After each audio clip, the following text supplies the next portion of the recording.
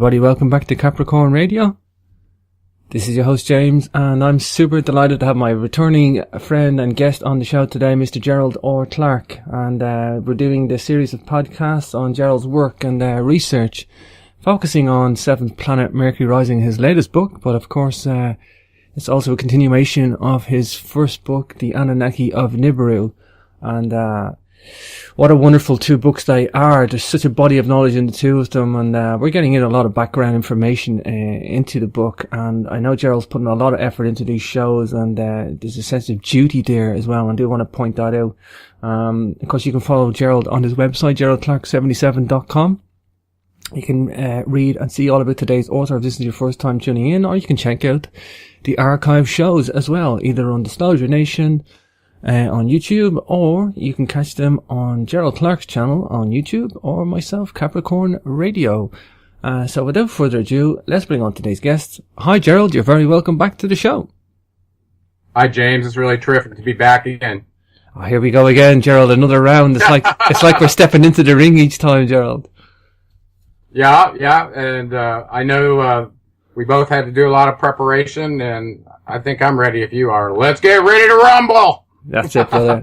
No, yeah, and just before we go there, Gerald, I know we're selling tickets fast for the symposium in the Yucatan. I just want to mention it as well. So we're getting pretty excited about that too, Gerald. That's coming up in September. So I'm pumped, brother. It's going to be great to see you down there in Mexico. So we can catch that on your blog page as well, Gerald Clark 77. So if anybody wants to see myself and Gerald and go to the conference and a little bit of a gathering at the monuments, you'll catch that on Gerald's page, or mine as well, jamesswagger.com for tours events. Gerald, here we go. The Key of Mysteries Tablet 8 we're on today. And like I just said in the prelude there, to the show, but the light body, I was just watching stuff today, funny enough, from a different source for a different reason. This light body, this thing is known to exist, Gerald, that when people are evolved, saintly, or there's many ancient references to people having a shine or a glow off them and a halo around the head. How far would this light body go, Gerald? And we'll kind of throw this into the start of the Emerald Tablets. Well, it's an interesting question. First of all, I have seen lots of indications of correlations of spiritual beings, whether they're angels or the ancient Anunnaki, showed with light emanating around their head or with a halo. So this affiliation with light is very, very interesting. And I think we're gonna, between this tablet and up through tablet 10, I believe it really goes deep into the concepts of the nature of light. And that part got me real excited, having been employed at Light Point Communications for a couple of years and doing multiple patents on free space optics that dealt with light. So this tablet's kind of interesting. It throws a couple of curveballs too that I think are unexpected, but deep stuff in both these tablets. Like all of them, it's all very deep. And the more you look at it, the deeper knowledge you find in there. And we just as a heads up, we've been researching the idea of holographic reality and simulations, and watching lots of different movies on it too. And I just read a really terrific article today that was on the nature of the holographic reality and simulation. And scientists have been talking about this for quite some time, even though it's been pretty much put in a corner. But now it's becoming mainstream. Anyway, in that concept of having a holographic reality and avatars, Thoth begins this tablet by telling us that he takes on these different bodies during incarnations with mankind, and specifically taking on bodies of men. And I wanted to read you this little section out of the tablet itself, where he says it, and it's quite interesting. He says, "Not as man am I, for free have I become of dimensions and planes. In each take I on a new body. In each I change my form. Know I now that the formless is all there is of form." Wow. So he not only tells you he's an avatar, but he can take on different forms, and he can do whatever he wants depending on the dimension and plane that he's in. So the idea of light composing matter, which we've talked about before, I think we're going to get into that even deeper, especially when we get into tablet 10. He's just laying this out for us, Gerald. He's just spelling this out, and he's saying, this is the power of what I have, and this is what I can do, basically. Yeah. Well, he tells you, I was like you before, but this is what I was able to achieve. So he tells us that man is in the process of changing to forms that are not of this world. And this formless form that he's saying we're going to approach is an energetic or spiritual state. And so that we can participate in the higher dimensions. And so you're going to see that come out in these tablets where he basically is tell you you've got to lose your body and become formless to merge with the light. That sounds like, oh my gosh, well how do you do that? I gotta go join a Jim Jones cult and kill myself to participate in this? No, not at all. You'll see that, and we've already talked about this. He points out the reality of your energy and your soul and your wisdom existing outside of your body. And he talks about this as I call it an out-of-body experience. That's what culture calls them, or oobs. But he talks about that. As soon as you're able to achieve that, he says, you're golden. So anyway, wow. So we're told to lose our bodies and merge with this light. Mm-hmm. And he also instructs us that at a point in the process that we could speak with the 7 cycle masters in the halls of Amente telepathically. So he's telling you don't have to speak with words, that you can also do it telepathically, because they pick you up, dwelling in their little blue light temple in the halls of Amente. So that's kind of a bizarre concept, that thoughts are real things, and since we can measure them with an EEG, that in the electromagnetic spectrum, we know that where there's electricity and there's magnetism, they're orthogonal waves to each other, and they travel all through space and time. So the idea that our thought could be perceived by an avatar who's dwelling in this halls of Amente, I don't think that's too much to consider, especially when we've already said that given our satellite technology, mm-hmm. they most likely can, they've been able to decode a human thought since 1964 through various 3-letter agencies in the United States. So extrapolate forward and consider what they're able to sense in terms of your energy body, your thoughts from very large distances now. They can even control thoughts and plant thoughts in your head. That's been proved at the Jesse Ventura. And I know the Jesse Ventura. A lot of people have looked at what's going on in the extreme low frequency using various programs. The most famous one, which is HARP, that's been supposedly shut down. Now they do it on mobile naval vessels, so that I guess they can have more of an access to the ionospheric place that they want to heat up and poke a hole in than another location. So mm-hmm. Anyway, so that's an abomination in and of itself. But yeah, through that process of modulating thoughts or frequencies, they may be cacophonic frequencies that make your head want to split. Who knows? They could put any of those onto a carrier and in the extreme low frequency transmit them to your perceiver, your brain. I know we're at a time in our lives, Gerald, not just our specific lives, I mean the human race, where science is at cutting edge. Everybody's becoming more familiar with science and more scientific terms, and we get these scientific know-how thrown about in pop culture now.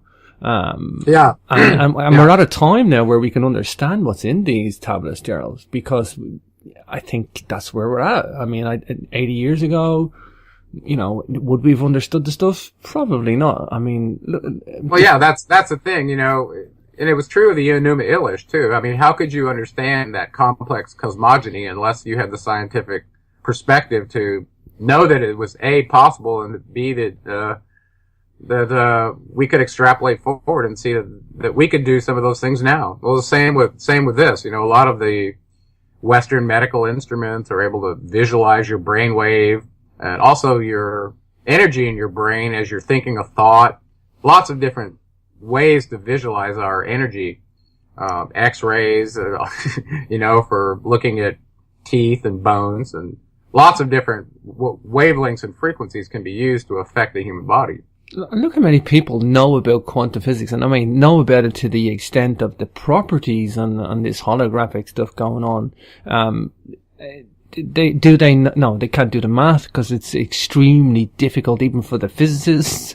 Yeah, but I mean, they don't need to do the math. They know the properties and they know what can happen and what can't happen and this exotic behavior that goes on and look, the documentaries that are out there now. This is in our mindset these days to understand this material. Yeah. I think we're ready. Yeah, a lot of people may not know what the double slit experiment proved into quantum physics as it relates to light as a wave or a particle. Mm-hmm. It actually, for most physicists who actually sat through this and got this, it really all of a sudden pulls the rug out from under you to think that in science you would ever be able to know something absolutely. Because basically what happens with this experiment is you come to realize when you observe light, it has an undeterminate response to being observed, meaning it knows you're watching. Now you just think about that and think about where light came from. And we're going to talk about in this tablet. He gets into that. He says light came from the creator of all, that came from chaos. And that we've talked about that all matter is composed of light or frequency, wavelength times frequency is light, is the speed of light. Mm-hmm. So, that basically stitches, the periodic table of the elements together to create what we believe is matter. Mm-hmm. And that's why I like that movie, The Matrix. I think they do a good job of pulling the rug out from under you and believing that what you see and touch is real.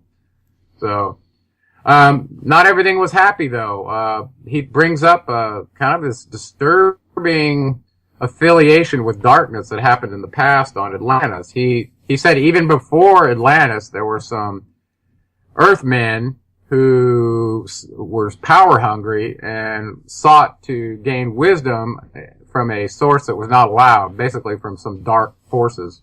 Wow. And by them, calling them forth, that they came into this plane. And that's really, a really disturbing thing. And the fact is, they looked like men to us, but the reality was they were some sort of serpent being from another dimension, according to him. Well, he says they had a head that was kind of serpent-like when, you were able to determine that. So, for us as our avatar eyes, we can't see but a mere range of 300 nanometers. That's 400 to 700 nanometers that we can see in the simulator. Mm-hmm. Whereas, we know that there are other creatures on the planet that can see better than that. So, we're really constrained from that standpoint. So even though these forces that came from another plane came to the Earth, they didn't have to take on, I guess they could have stayed invisible to mankind like some of these other avatars do. But these particular ones, he said, they needed bodies. So, and blood. So what he says, bodies and blood, to take on a physical form. And when he says that, he means not an animal, he means mankind's to be exact. So these beings came as avatars, but they didn't come to teach mankind how to get out of bondage. They came here to overtake you and rule you, basically. So that goes way, now if it happened before Atlantis, this is pre 50,000 years ago. So this goes way back when, where these forces apparently have been, from the inception of time, it looks like they've been fighting. It's not all pink bubbles, Gerald. It's not all pink bubbles. No, unfortunately it's not. So he specifically points out that the way they were summoned was through blood sacrifices and rituals being performed. So anywhere that's going on, you can probably guess that there's probably dark forces that are being summoned to the same ones that they were talking about Atlantis, these successful beings, primitive workers that wanted more than they were given access to. So they were seeking power, basically, by using darkness. So, and we have some evidence of that going on with politicians and leaders all across the world that are attending this little ritual at Bohemian Grove, where they conduct a cremation of care ritual involving child sacrifice. So all of a sudden, who are they summoning to be over there working with them? Well, I've said for a long time that Enlil and his son,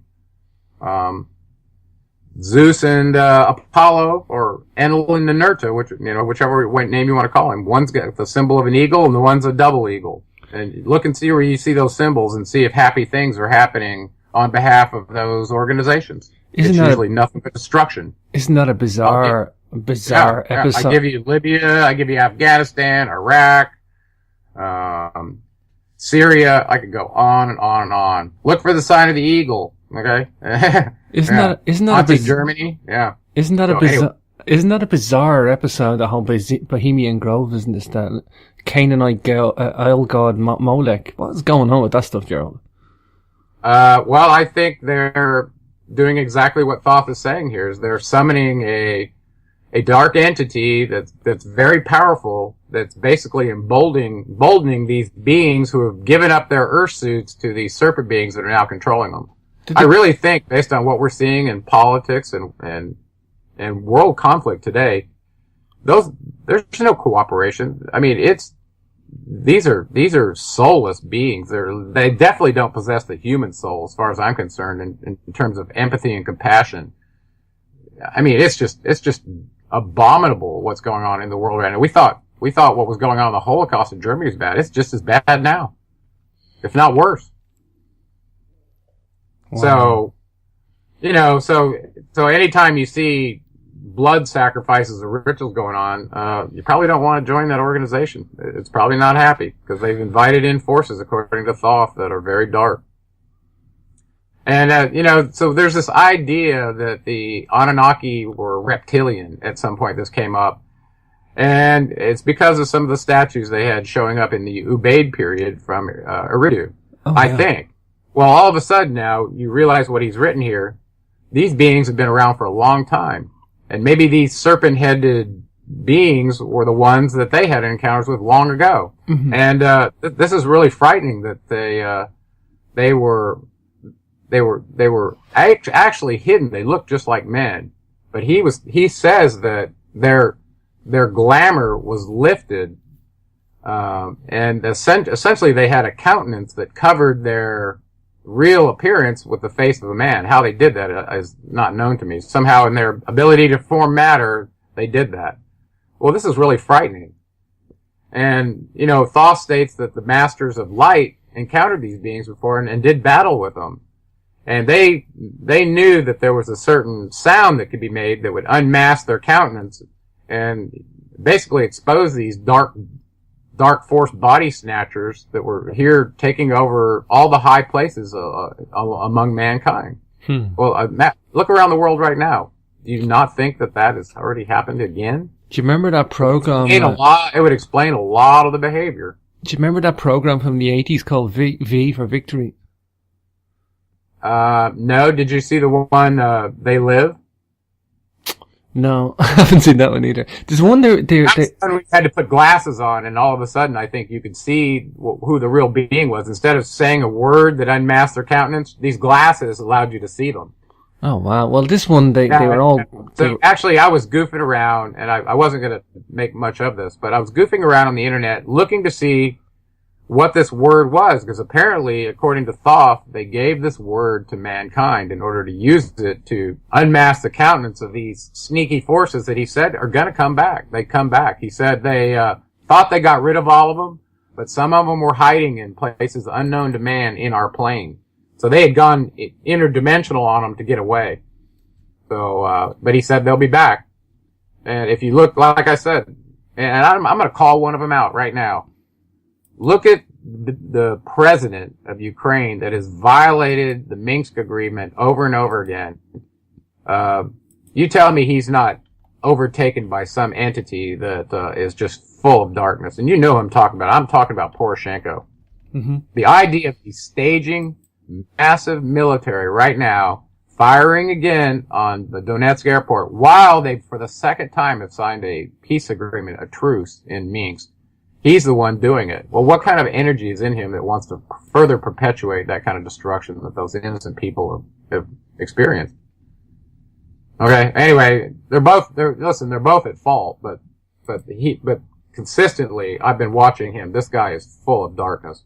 Mm-hmm. Whoever he is that took over the land where the trident used to be on the flag, is truly smearing the noble character of the god Poseidon who ruled over Atlantis that had that symbol. What a smear.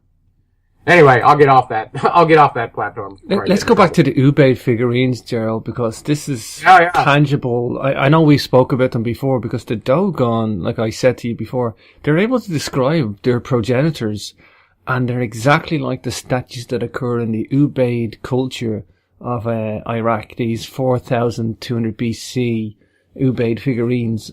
Just put UBAID into Google Images and you'll see this, folks. Gerald, these things are crazy. We got some in the British Museum as well. I have photos I must share with you. It's clearly... Now those statues to me look reptilian or serpentine a little bit, especially in the head. Especially in the head. Yeah. But I've never seen a picture of any of the Anunnaki that showed them to be looking like that. I mean, we have statues of the Greek gods who we know are the Anunnaki in Greece. Listen, they portrayed themselves in statues all over the place. We know what they look like. They were the archetype of men and women. Generally, they weren't. Now, could they take on another form if they wanted to? Sure looks like if they had the power that Thoth does, they could, because you saw what he just said. He said he could take on any form in any dimension. Mm-hmm. Well, you know, we're looking at two separate entities, two separate peoples, two separate races, two separate whatever. You know, this is clearly for the tangible evidence that we're looking at here, John. There's two people at play here. Right. Well, I agree, and you know, and there was also the Ajiji back in the Atrahasis, which may or may not have been a sub race of the Anunnaki, but some people have said they're the alien grace, but I absolutely disagree. We have pictures of their offspring, who were the children of Og, the Philistines, who were very large, and they looked just like men, but they were large. Wow. And I guess they call them Nephilim as well. So yeah, but they did not have the appearance of anything reptilian. You know, that wasn't the form that they took on. Maybe they had the potential to do it, but in all the images we have, they weren't. So I don't believe the Ajiji were reptilian looking. But I do believe these beings they had statues of in Eridu during the Ubaid period. Maybe they had an encounter with these serpent beings that Thoth is telling you about right here. Because his father's temple was in Eridu, and he was around, and Ningshita was around. So I'm sure he had encounters with them. Didn't Ningshita represent the serpent as well? Well, he had the symbol of the caduceus that was handed to him by Enki, who had it before. So the two serpents on the caduceus represented the double helix of the DNA to me, and then it may have had some other. Now, in Egypt and in areas of Mesopotamia, they had two symbols for kingship. One was the dragon, and one was the serpent, and they also used the crocodile occasionally as well. But generally, it was like a dragon or a Masupu dragon, like Marduk had in Babylon. You know, this one that he had showed standing with his foot on top of this little dog-sized dragon. Well, these were symbols that usually alluded to kingship. So I thought that was interesting. Wow. Well, yeah. There's clearly some sort of interaction going on, though, Gerald. There's a clear interaction going on between the serpent or reptilian entities and either the Anunnaki, whether that was a permanent thing or in primitive times or whatever. There was some sort of interaction going on, perhaps a trade of information or a trade of souls, trade of whatever, Gerald. You know, trade of yeah. Well, he tells us. I want to go back to this. He told us he left the word that would unmask the countenance of these serpent beings that would overtake your bodies. And apparently, the way he says it, he calls it, not only they parasitically take over these bodies, but they slay the host, meaning they own the soul after that point, and they drain the energy from the body. Wow. So it's quite interesting. Yeah. Anyway, but I was looking around the internet to see if I could find anywhere, and I went through all the tablets. He does not leave this word that unmasks their countenance for you. So I was looking around anywhere that I could see if I could find it. And I came across somebody who'd done some research that thought they had found it. And I sent you a little picture, of the three symbols. Did you get it? Oh yeah. Explain this to me. Yeah.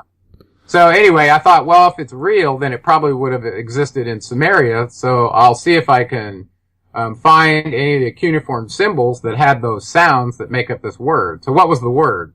It was Kin-Ni-Gan. K-I-N-N-I-G-A-N.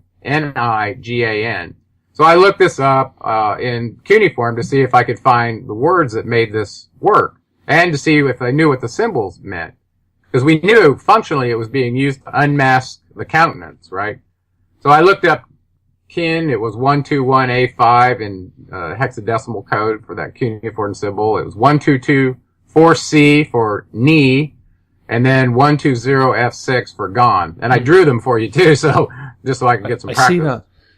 And by the way, as far as that goes, we have a Sumerian cuneiform dictionary, and we also have the uniform code for all of the hexadecimal symbols, or the symbols with a hexadecimal code, so you can download them to your computer. That's just like the same way ASCII text is done on our, with our language. Mm-hmm. So we have this available, so anybody can go read it now. So if anybody's beating up somebody else because they didn't transcribe it correctly, go do it yourself. See how much time it takes. It takes time. It's not hard, but it does take time. Wow. So, interestingly, the ni symbol, according to what I looked, now we know the word ki means earth. Okay. And then ni, according to this, represents an aura or awesome aura. And then the gan, the word translates to bear or like as in childbearing. So I didn't quite understand that, but I was trying to see if there was a Sumerian word that Thoth might have left us so I could figure this out. Anyway, that was a wag, okay, on my part, but if anybody knows or has insight, maybe somebody at the, organization that Doriel worked at, whether he's still alive or not, in Colorado, maybe they know what that word is. I'd love to know what it is. Imagine you name a soda after it and everybody's saying it, and any of these guys that are out there can't hide in a body anymore because they've been unmasked all the time and they're gone. At the risk of sounding stupid here, Gerald, it's actually an Irish surname, Kinnigan. If you spell it like the way you see it, Kinnigan, it's like an Irish surname. Really? Well, send me an email or send me a text. My neighbour's a Kinnigan, by the way. Show me how it's spelled, because I showed you how this one's spelled. Well, you would have to put the I as an E, but I think you can do that with Sumerian anyway. But yeah, like Kin-Ni-Gan, if you said it. Isn't that interesting, though, that I found a valid Sumerian word, and the meanings of the individual symbols kind of, when they put together, sounds like it might be something you unmask a countenance. It's not exact, but it has a connotation. I'm going to ask this neighbor of mine, I'm going to say, are you a serpent? And I'm going to want to see your face. Kin-Ni-Gan. Yeah. What'd you just say? I was telling the kitty to be gone. That's what it was. No. Hey, so this next section of the tablet gets a little bizarre, and I don't know how much time we'll spend talking about it. I know we're going to play the tablet out, but this gets bizarre. Now, I've had out-of-body experiences. Mm-hmm. I've done, several times I've talked about it on shows, and some people just think that's absolutely ludicrous, but unless you've had one, yeah. It's like, can you describe the taste of something to someone else? No. Well, how could you possibly describe this experience to someone? It's not possible. Anyway, Thoth talks about doing this, and he talked about it in previous tablets, how he even gave the instructions on how to do it, right? We went over that. Yeah. Including I gave the instructions on Robert Monroe's method as well. And it's very intuitive, and they're very, very similar. Well, he's talking about he left his body to go explore the boundaries to gather wisdom for us, right? And he said he went to the limits of our universe. Basically, he went all the way to the furthest bounds of where time begins, because beyond that is in the great void where time does not exist. And I think that's only now with the creator of all in the circle of light or whatever. But he's saying he went to the limit of that. And when he was out of his body. And when he got there, unfortunately for him, he detected that these guards of the barrier, you think of them as hellhounds, if you will. These hounds were there whose job it was to prevent anybody from passing that wasn't supposed to.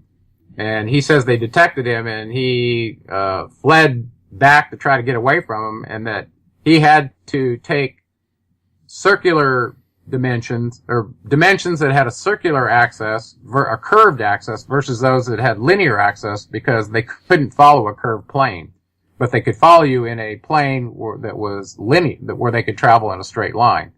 That's really just trippy, okay? But it's frightening, actually, his discussion of trying to get away from him all the way back to, he said, if you travel a straight line from your astral body back to your body, that they not only can pursue you, but pursue you right into the body.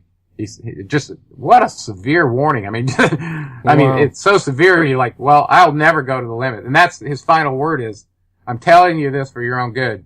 Don't go to the outer boundary. Wow. What he does tell you is to amplify your own light and get there through this dimension. So you can have an out-of-body experience and stay in what's called the local area. Yeah. And, excuse me, Robert Monroe calls them locales 1, 2, and 3.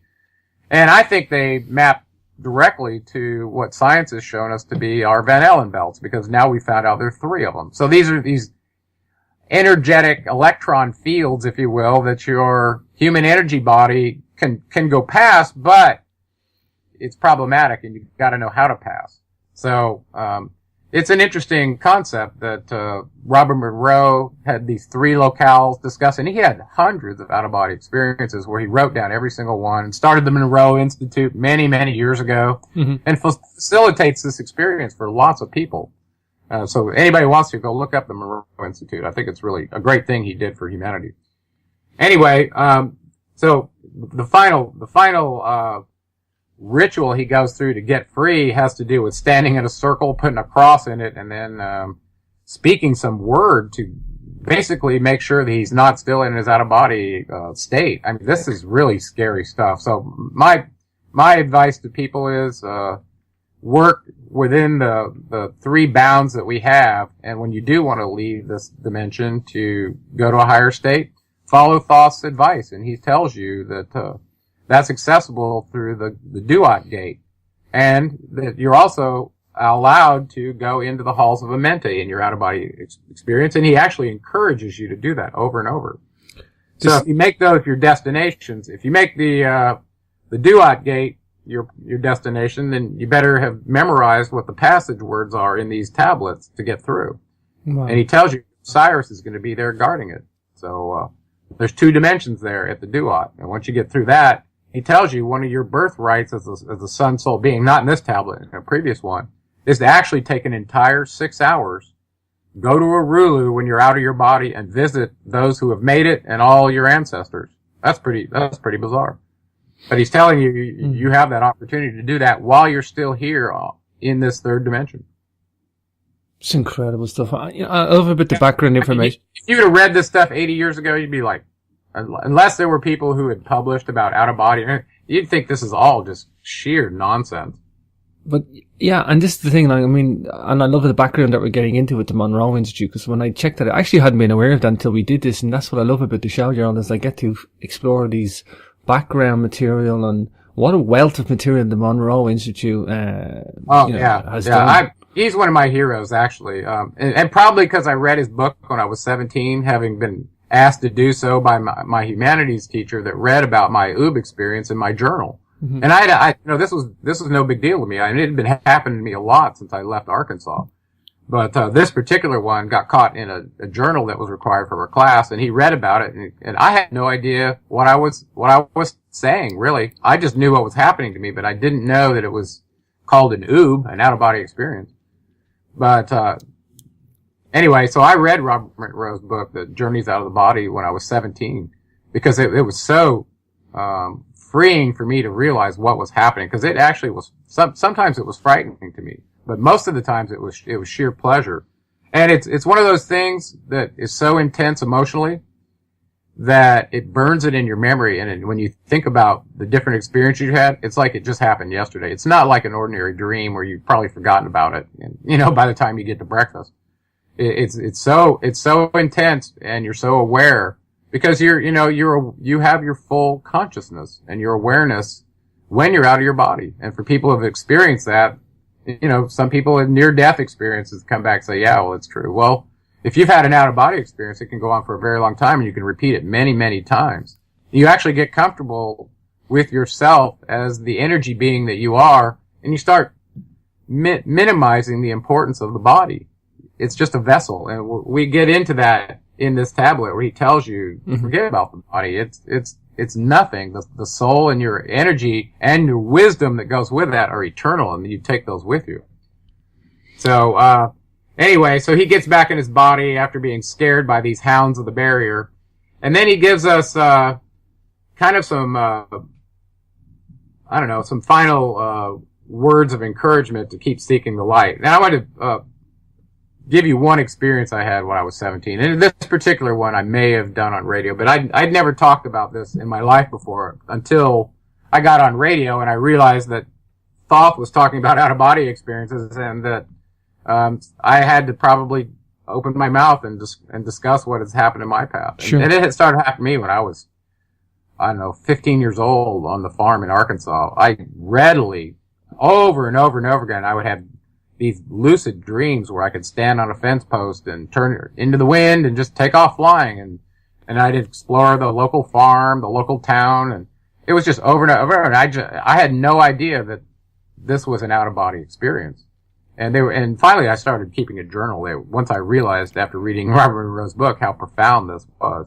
And I studied his book, I just want you to know. Mm-hmm. And a person, if you practice, and it does take some practice, but you can master doing out-of-body experience at will, almost every time. And if you think you can't, attend the Monroe Institute. They'll actually facilitate it for you to show you how and teach you. But it's really not that hard. And it's like riding a bike. Once you learn how to do it. Practice and technique, Gerald. Practice and technique. Yeah. And it goes in cycles, though. Some people only have them during very extreme situations in their life, like extreme illness or near-death experience, or something like that causes this experience. But most everybody has one or two of them through their life. Other people, like Robert Monroe, it starts happening to him. He didn't seek it. It just started happening to him. And then he started writing about it. And one after the other. And he wrote 3 books, in the series on him before. I don't remember when he started the Monroe Institute. I think it was by the 2nd book. When people are getting heart transplants and lung transplants and really difficult operations that, cutting edge stuff, where they may actually die, they will at least be clinically dead for a moment until they get them revived. But, they have all these pictures that are above the eye line, above your head, like, in the hospital wards to see they're doing experiments with out-of-body experiences that people are having operations like. They put these series of images that only people can see. Are above like 6 foot tall, so nobody can see them, unless you're floating above the room or something, Right. But, they're well aware of it. It clearly, of all the clinical records and the physical evidence from hospitals, like, it's known to, like you say, in extreme circumstances. It's tangible to everybody. Yeah, I found this, I wanted to finish up with this, quote he made right at the end. He was talking about this severe warning about leaving your body and going out to these boundary limits. Well, don't let that scare you, okay, from doing it. Mm-hmm. When you first leave your body, you're most definitely going to probably stay in what they call locale 1, which is very close by. And it may only last a few seconds because it's such an experience. A lot of times fear overcomes you, and the first thing you do is head back to your body. Anytime you think back to the body, you just instantly go back. So whatever you think happens. It's really crazy. Anyway, he says here, as this final kind of guidance to us at the end of it, he goes, "Rather should ye seek to gain of thine own light and make thyself ready to pass on the way." What he's telling you is work on increasing your own internal energy and your chakras until you end up with your own halo, and let that be your ascendancy through that normal path. Versus doing what he did. He's kind of warning you, don't do what I did. Don't go out to the outer boundaries out of your body. Cause his severe warning is, if they catch you, they will enslave you. They'll own your soul. You will not be eligible for the next ascension period at the next, great year, is essentially what he's saying. It's a really terrible fate if you do this. So just don't do it, is what he's saying. This is incredibly mirrored. Well, I wouldn't say mirrored 100%, but there seems to be echoes of this in the Book of the Dead, Gerald. I know I spoke about that before, but with the Anubis creatures chasing you and the hounds, or this. Well, who do you think wrote the Egyptian Book of the Dead? Well, that's what I say. This is the same Thoth the Atlantean. So I mean, exactly. So his last words are, "Light is your ultimate end, oh my brother. Seek and find ever the light on the way." So he's always light and avert darkness. So it's almost like I don't know, like a religion that says don't do this and do that. It's not really he doesn't lay out a dogma. He lets you decide what's light and dark. Mm-hmm. But he's telling you that if your energy is activated within you, your light being, your sun boss soul, that you'll have the will of the creator of all in your mind, and you'll choose the light naturally. So he says just keep doing that and you'll find your way. Wow.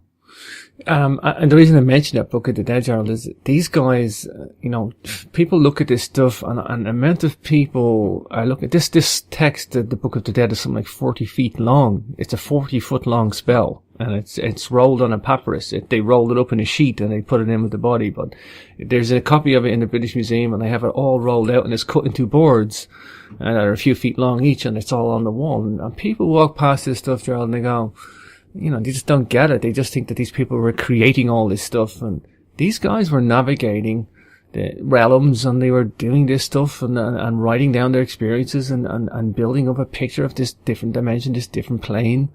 Well, you realize now they were being taught by a being who, not bound to any dimension or plane or time, could take on any form he wanted, and his main goal was to seek cosmic wisdom when he was a child born at least as an avatar in that body, born on Atlantis. And he was a very privileged, but also very deep being who only sought extreme wisdom in his path, and he was rewarded for it by by the dweller on Atlantis, so he was given great power to facilitate us doing the same thing. So seeing Thoth as, our agent of ascension is really a logical thing to do when he tells you all of that in his own words, and in other words, you've seen it in other writings, that he is the bomb. He's the first alchemist, and he was here on a mission for us. Now, how many of the other Anunnaki look like they were doing that? Maybe only Enki and then Hartzog a little bit, but the rest of them used us like expendable fodder. Mm-hmm. Well, they weren't all the same. They had personalities that range from serial killer to saint. How many times have we said that? Well, this particular one, excuse me, exhibits attributes that are very honorable. And I think we ought to be really grateful that somebody decoded this information and made it available to us. It's very profound. Very profound, Gerald. Well, if you're okay, I'm going to probably play out the Emerald Tablet 8 then, Gerald, at the end of this. Okay. Yeah. I think we're good on that one. Okay, let's play this out, Gerald. We'll go to break. Of course, GeraldClark77.com for today's author if you want to browse whilst you're listening to Emerald Tablet 8. Tablet 8, the Key of Mysteries. Thoth informs us that he takes on different bodies during incarnations with mankind. We are told that man is in the process of changing to forms that are not of this world, approaching the formless or energetic spirit state to a place on the cycle above. A cycle above third dimension is fourth dimension, ? We are told that we have to lose our bodies, become formless, to merge with the light. Thoth instructs us to speak without words, seeking light and wisdom. Thoughts are telepathic via the electromagnetic spectrum, directed toward those underground benevolent cycle masters dwelling in their blue light-lit temple. A past retelling of the dark forces that mankind summoned from ancient Atlantis arrived in the cycle, formless and unable to be seen by Earthmen. They must reside outside of the meager 300 nanometer visible range from 4 to 700 nanometers our eyes can see in the simulator. They needed bodies, blood, to take on a physical form, mankind's to be exact. Now you know why blood sacrifices. Think of the Catholic Mass and the Bohemian Grove cremation of care ritual involving sacrifice. Brings in the dark forces as told therein. We are told that they were serpent-headed when their glamour was lifted, but otherwise appear as men among men. This is frightening. Thoth states that certain sounds made them visible using his magic. High places of authority were sought out by the dark body snatchers to rule over mankind. Light forces smacked down the reptilian dark forces, but they returned at a later time to repeat the battle against the light. We're advised about energetic boundaries around the earth that are guarded by the hounds of the barrier. Do not transgress this hard limit. If they get your scent, escaping back into the body during an oob is discouraged, as the hounds will follow your astral body back to the physical. He advises moving in circles back to the body for protection, with a follow-on ritual involving circles again. Better not to approach the outer boundary, whose hounds seek to consume the soul. The hounds can only move in linear fashion, thus moving in a circle can be used to lose them. Scary. When leaving the oob back to the body, Thoth instructs us to use the cross and the circle combined. The final prodding is to open one's mouth and speak the word to get free. Not sure what the word implies, perhaps just speaking anything in words once entering the body following an oob activates the mind and disconnects the astral thread that the hounds used to pursue the trespasser. I recall waking up during an oob when I was 17, unable to speak or move. Once I could move and speak, the paralyzed brain chemical that keeps one from acting out the oob takes a few moments to wear off if one suddenly comes back to the body while conscious. Unto thee, O man, have I given my knowledge. Unto thee have I given of light. Hear ye now and receive my wisdom, brought from space planes above and beyond. Not as man am I, for free have I become of dimensions and planes. In each take on I a new body, in each I change in my form. Know I now that the formless is all there is of form. Great is the wisdom of the seven. Mighty are they from beyond. Manifest they through their power, filled by force from beyond. Hear ye these words of wisdom, hear ye and make them thine own. Find in them the formless. Mystery is but hidden knowledge. Know and ye shall unveil. Find the deep-buried wisdom, and be the master of darkness and light. Deep are the mysteries around thee, hidden the secrets of old. Search for the keys of my wisdom, surely ye shall find the way. The gateway to power is secret, but he who attains shall receive. Look to the light, O my brother, open and ye shall receive. Press on through the valley of darkness, overcome the dweller of night. Keep ever thine eyes of the light plane, and thou shalt be one with the light. Man is in process of changing to forms that are not of this world. Grows he in time to the formless, a plane on the cycles above. Know ye, ye must become formless before ye are with the light. List ye, O man, to my voice, telling of pathways to light, showing the way of attainment, when ye shall be one with the light. Search ye the mysteries of earth's heart, learn of the law that exists, holding the stars in their balance by the force of the primordial mist.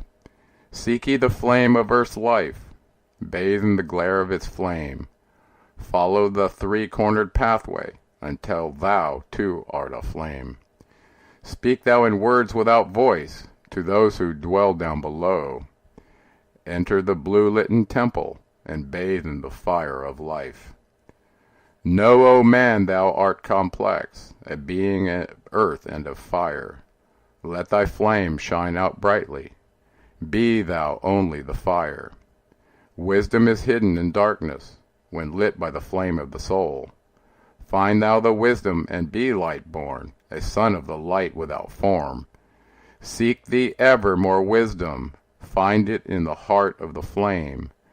Know that only by striving, and light pour into thy brain. Now have I spoken with wisdom, list to my voice and obey. Tear open the veils of the darkness, shine a light on the way.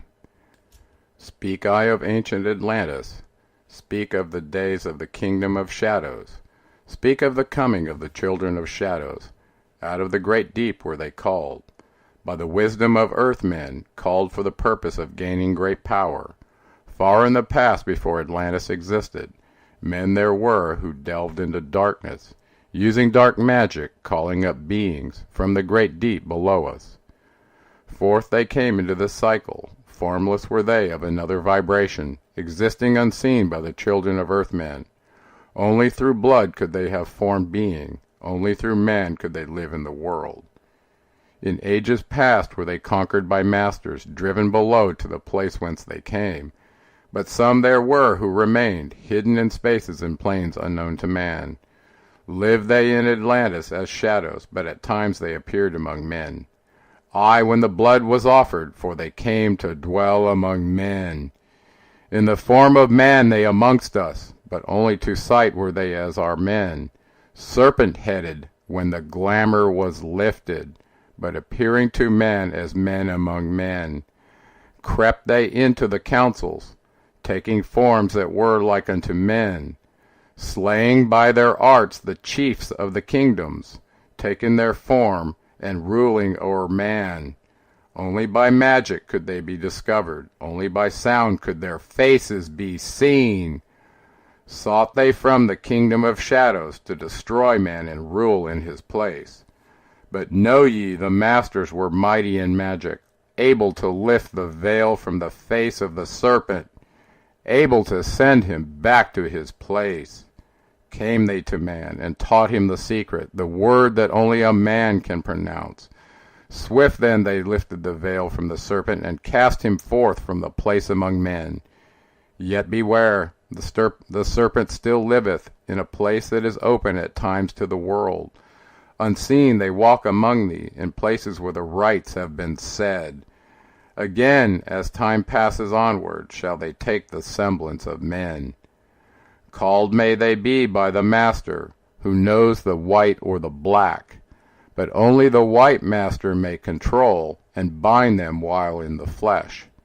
Seek not the kingdom of shadows, for evil will surely appear, for only the Master of brightness shall conquer the shadow of fear. Know ye, O my brother, that fear is an obstacle great. Be master of all in the brightness, the shadow will soon disappear. Hear ye and heed my wisdom, the voice of light is clear. Seek not the valley of shadow, and light will only appear. List ye, O man, to the depth of my wisdom, speak I of knowledge hidden from man. Far have I been on my journey through space-time, even to the end of space of this cycle.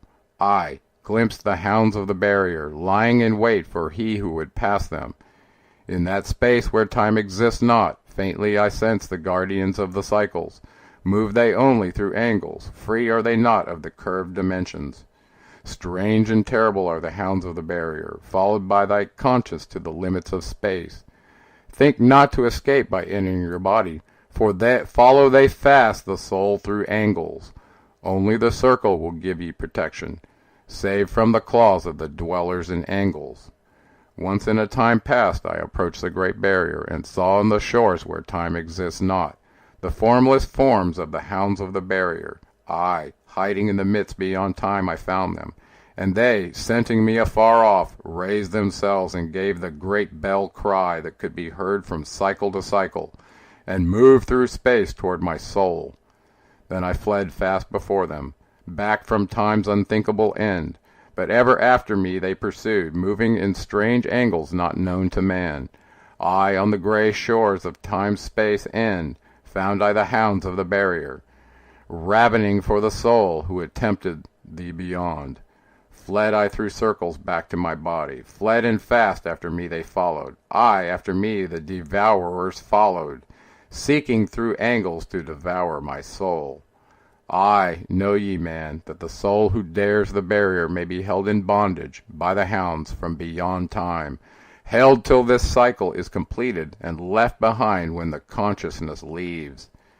Entered I my body, created the circles that know not angles, created the form that from my form was formed, made my body into a circle, and lost the pursuers in the circles of time. But even yet, when free from my body, cautious ever must I be, not to move through angles, else my soul may never be free. Know ye that the hounds of the barrier move only through angles and never through curves of space. Only by moving through curves can ye escape them, for in angles they will pursue thee. O man, heed ye my warning. Seek not to break open the gate to beyond. Few there are who have succeeded in passing the barrier to the great light that shines beyond. For know ye ever the dwellers, seek such souls to hold in their thrall. Listen, O man, and heed ye my warning. Seek ye to move not in angles but curves. And if while free from the body, thou hearest a sound like the bay of a hound ringing clear and a bell like through thy being, flee back to thy body through circles, penetrate not the mist before. When thou hast entered the form thou hast dwelt in, use thou the cross and the circle combined. Open thy mouth and use thou thy voice. Utter the word and thou shalt be free. Only the one who of light has the fullest can hope to pass by the guards of the way.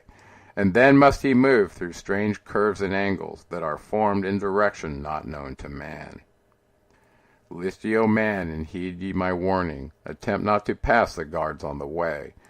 Rather should ye seek to gain of thine own light, and make thyself ready to pass on the way. Light is thine ultimate end, O my brother. Seek and find ever the light on the way. Greetings everybody, I got a quick announcement about a very unique conference coming up in Mexico with yours truly, James Swagger, and my good friend Mr. Gerald R. Clark. You'll find all the information on the web pages, geraldclark77.com and jamesswagger.com. A little bit about the conference. In the Yucatan, the Anunnaki realm of the Maya, Equinox Ascension Symposium, September 2015, and of course we're going to link that up on the websites, geraldclark77.com and jamesswagger.com and capricornradio.com. You'll find all the links there on all the web pages. And this is going to be unique for me to do this, Gerald, and unique for you too. I know, great to put our minds together and to put a venue on and talk about this stuff in a practical sense, where people can come and join and learn, philosophize, and also ascend, Gerald. So, yeah, well, I'm really excited about it. Yeah, listen, and the fact that we're having this level of dialogue couldn't be possible unless you were doing what you're doing. I very much appreciate you being a student of the information and seeking to understand.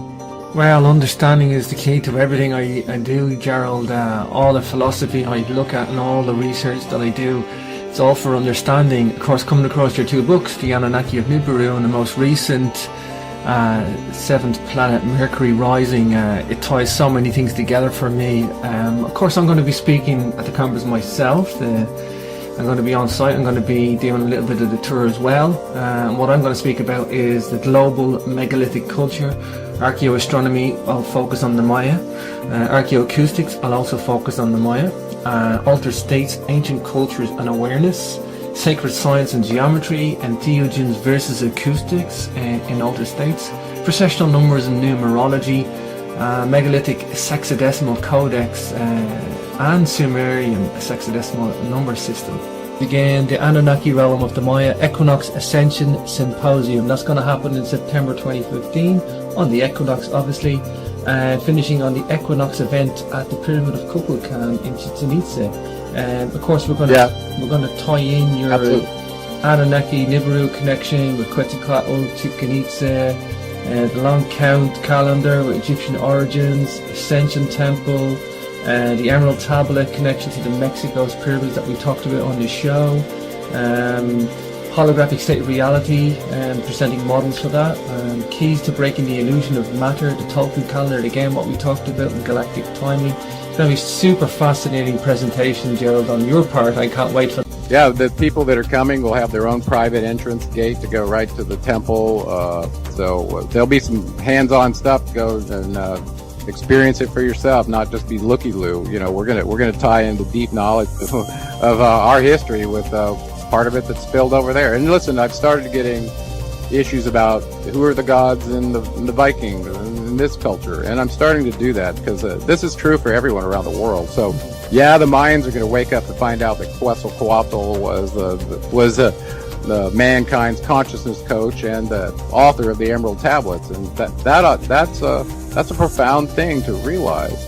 Well, again, Gerald, I'm so excited about this whole thing. The conference, the location, the venue, the place we're going to stay at. It has its own access into the archaeological complex, and the transfer of knowledge, the networking with the people there, and of course the meditation. It's just going to be a wonderful 5 days. Of course, everybody can check this all out in the YouTube description. Follow the links there. Or of course, if you want any more questions, contact us. But I think everything is on the page for the symposium. So,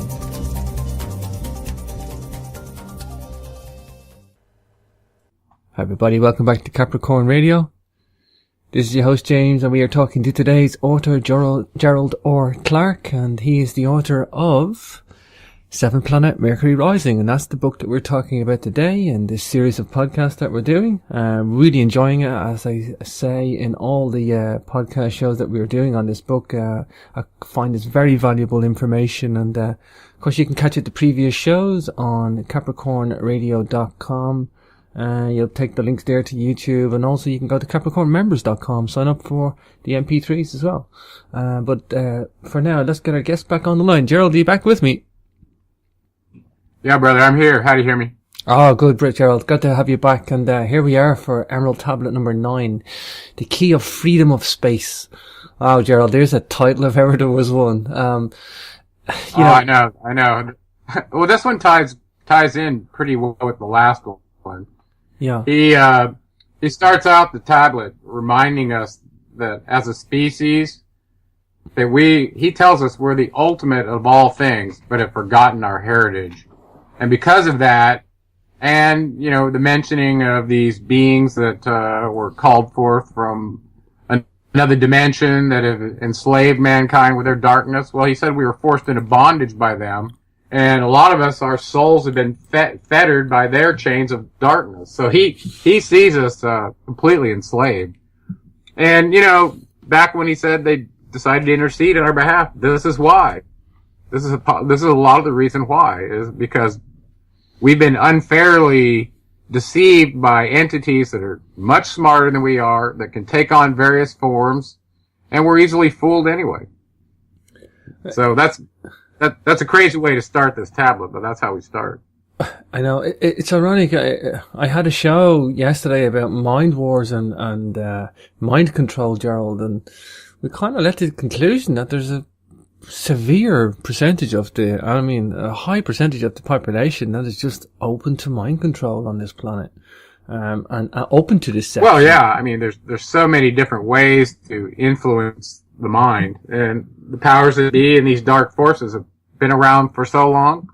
They're clearly experts at it. And whatever culture you're in, we said in the last time, it doesn't matter which one you're in, that this dark light battle and these forces show up as various culture specific entities. And in this particular case, he's saying these ones show up as men. So and the fact that we have forgotten who we are has been intentional. I mean, we've been deceived and lied to so frequently that it made it harder to figure out who we were. It is a bondage of the soul. And then when you get treated like you're dust in the wind, you start acting like it. So it is bondage of the soul, though, Gerald. It is bondage of the soul. Yeah. Well, he also goes on to kind of remind us that we're only a spirit, and the body is nothing but a shell to be cast off. Well, this is the idea of an avatar completely. And he says, this soul energy, this energy that composes you is all. Like the snake shedding the skin. And that all things that exist, including us, are only an aspect of greater things that clearly came from this creator of all, whoever this is. And then he goes on further to mess with your head and tells you that space is not boundless, but is partitioned by angles and curves. So now you're starting to get the idea of the containment envelope of a spherical simulator, a holodeck, if you will, where, material matter is nothing more than transient decoration. And I really like that scene in the Matrix where he's got Neo in a room where he's got a chair and a few other things, and he's leaning on the thing, touching it as if it's real. And, then he further explains to him that your sensations are only a signal that get aggregated in your brain. So, your idea of what's out there ultimately ends up simply in a signal that you interpret. So there's a lot of room for deception. Yeah. So the idea of this holographic simulator comes up again, and we're going to see, he talks about that here pretty soon. That we are locked in a dimension that you can't get out of unless you have the right key and you have to be in your energetic body form to get out. So a lot of people have taken that to mean that, well, how far could an astronaut really travel away from the Earth if what he's saying here is true? So it's hard to know. Okay? But he also tells us that, we may think that we're here alone, but because of the basis of our energy, that that our energy body that composes us in this throwaway shell also connects us, this energy, to other space brethren, he calls them. So we're interdimensionally connected to other beings far beyond what we know. Yeah, the conquering of space, you're going to have to seriously do some biological tweaking, Gerald, to make that happen. I know that as a physical attribute. Yeah, I posted something on my Facebook page today where some of the old timers who had been dealing with the idea of us being in a simulation, living in a holographic reality. I posted it up there for people who haven't seen that, and I think that these guys did a really great job in the presentation. I'll probably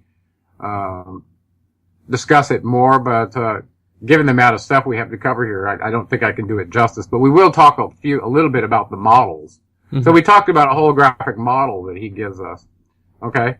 And he tells us there are 9 dimensions and 9 cycles of space, and that there are that there are 9 lords of the cycles, 7 of which were highlighted in his last tablets, number 3 through 9, who was the chieftain, right? Yeah. And he has discussions with that 9th cycle master as he's seeking specific knowledge in this tablet.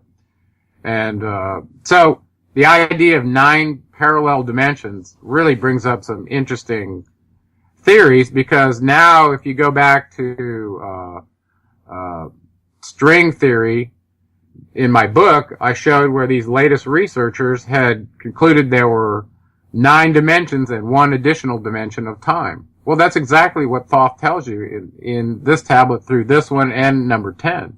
I'm getting ahead of myself, but so here he lays out that these 9 cycles, 9 cycle masters with their names that he gives you, and that there are 9 dimensions to go with that. Well, these 9 dimensions are these parallel dimensions to our dimension, is what is mentioned. And that Thoth says he has access to all these dimensions, and that he can take on a body in any one of them based on whatever the proper material form is for that dimension. And clearly they might be different. So that's kind of an interesting thing to think about, that you're caught in this multi-dimensional reality that somehow can be traversed. And I've talked about this being related to the 9 Mayan underworld frequencies that some people show as being in the megahertz range, but if you start out with Schumann resonance that occurs right on the surface of the planet, it's basically a standing wave frequency that happens as a result of solar radiation striking a spherical resonator. And our Earth is a spherical resonator because it's got this shell and then it's got a metallic core, and it qualifies. So any planet that has that attribute will have a standing wave frequency that's impacted by radiation. Mm-hmm. So they call it the Schumann resonance, which is about 7.8 hertz on this planet. And it varies based on solar storms and the degree with which the Van Allen belt's keeping it all out and stuff like that. But in general, it's about 7.4 to 7.8 hertz. Well, that falls in your brainwave frequency in the alpha region.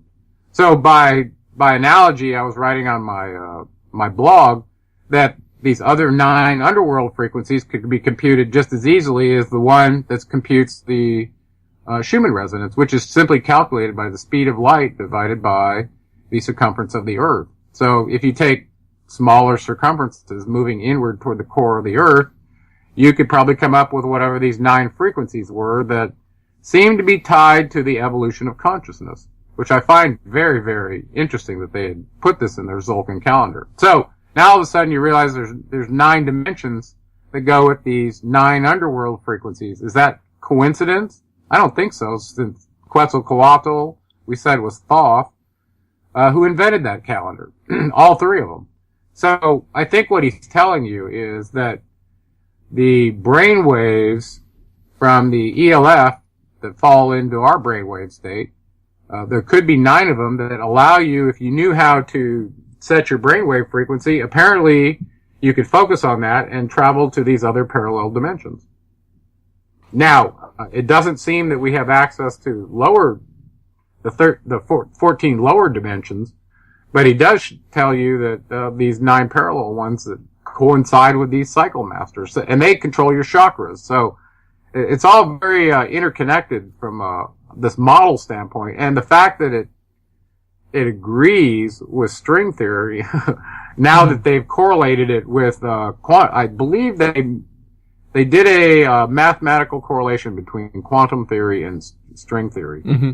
And they say they have a transform that allows them to take go from one model to the other, and it works. And I put that in my book, and I found that really interesting. Because, of course, when you have a transform and it can be repeated, then you have something that, scientists can wrap their arms around. Sure. So what are your thoughts about this 9 parallel dimensions? You realize if that's true, there could be an instance of you, 8 other or 9 instances of you in these parallel dimensions, including you, mm-hmm. that are kind of on the same evolution of consciousness path that are different aspects of you. I just find it amazing, the corroborative evidence, the comparative histories of these different cultures, all talking about underworlds. I mean, you might think, historians just ignore this stuff, Gerald, that there's, the fact that one culture's talking about an underworld should be kind of, okay, well, where did they get this from? But to have all cultures building pyramids, all cultures worshipping serpents, and then them all talking about underworlds and levels of underworlds and a hierarchy of a structure of dimensions. And like, with the Irish epics, they talk about, different dimensions as well, that people were able to go to. And so, Well, let's make it real just for a second, just for fun. Let's play this little mind game. So Admiral Byrd, I think it was 1948 in his diary, he ended up having an encounter with what I believe was Thoth, the master, up near the North Pole. Okay? Or the Arctic Circle. Mm-hmm. And he got there, went to this facility after he was brought down by their aircraft, under no power control of his own, simply by a force field. Lands there, goes inside this building. Now let's say he's in the outer world at this point because he's on the surface of the Earth. Now he's about to go into the underworld because he enters this facility and takes an elevator very deep down. Maybe he goes down 9 floors. I don't know. Okay, I'm just playing this game of how you might describe this encounter if you were, I don't know, way back with a cargo cult versus somebody more sophisticated like Admiral Byrd.